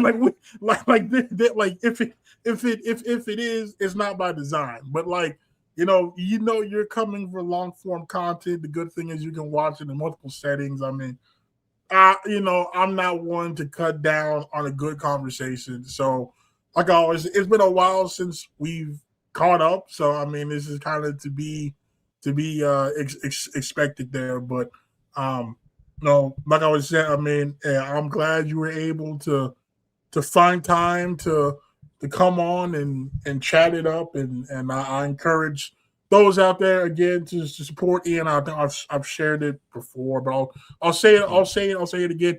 He has my endorsement for whatever it's worth. So I know we've got some show family in Tulsa. I highly suggest giving Ian a follow. If you want somebody that cares about what he does, who he covers, the quality of his work, I highly recommend that. And so also encourage you to check out his podcast.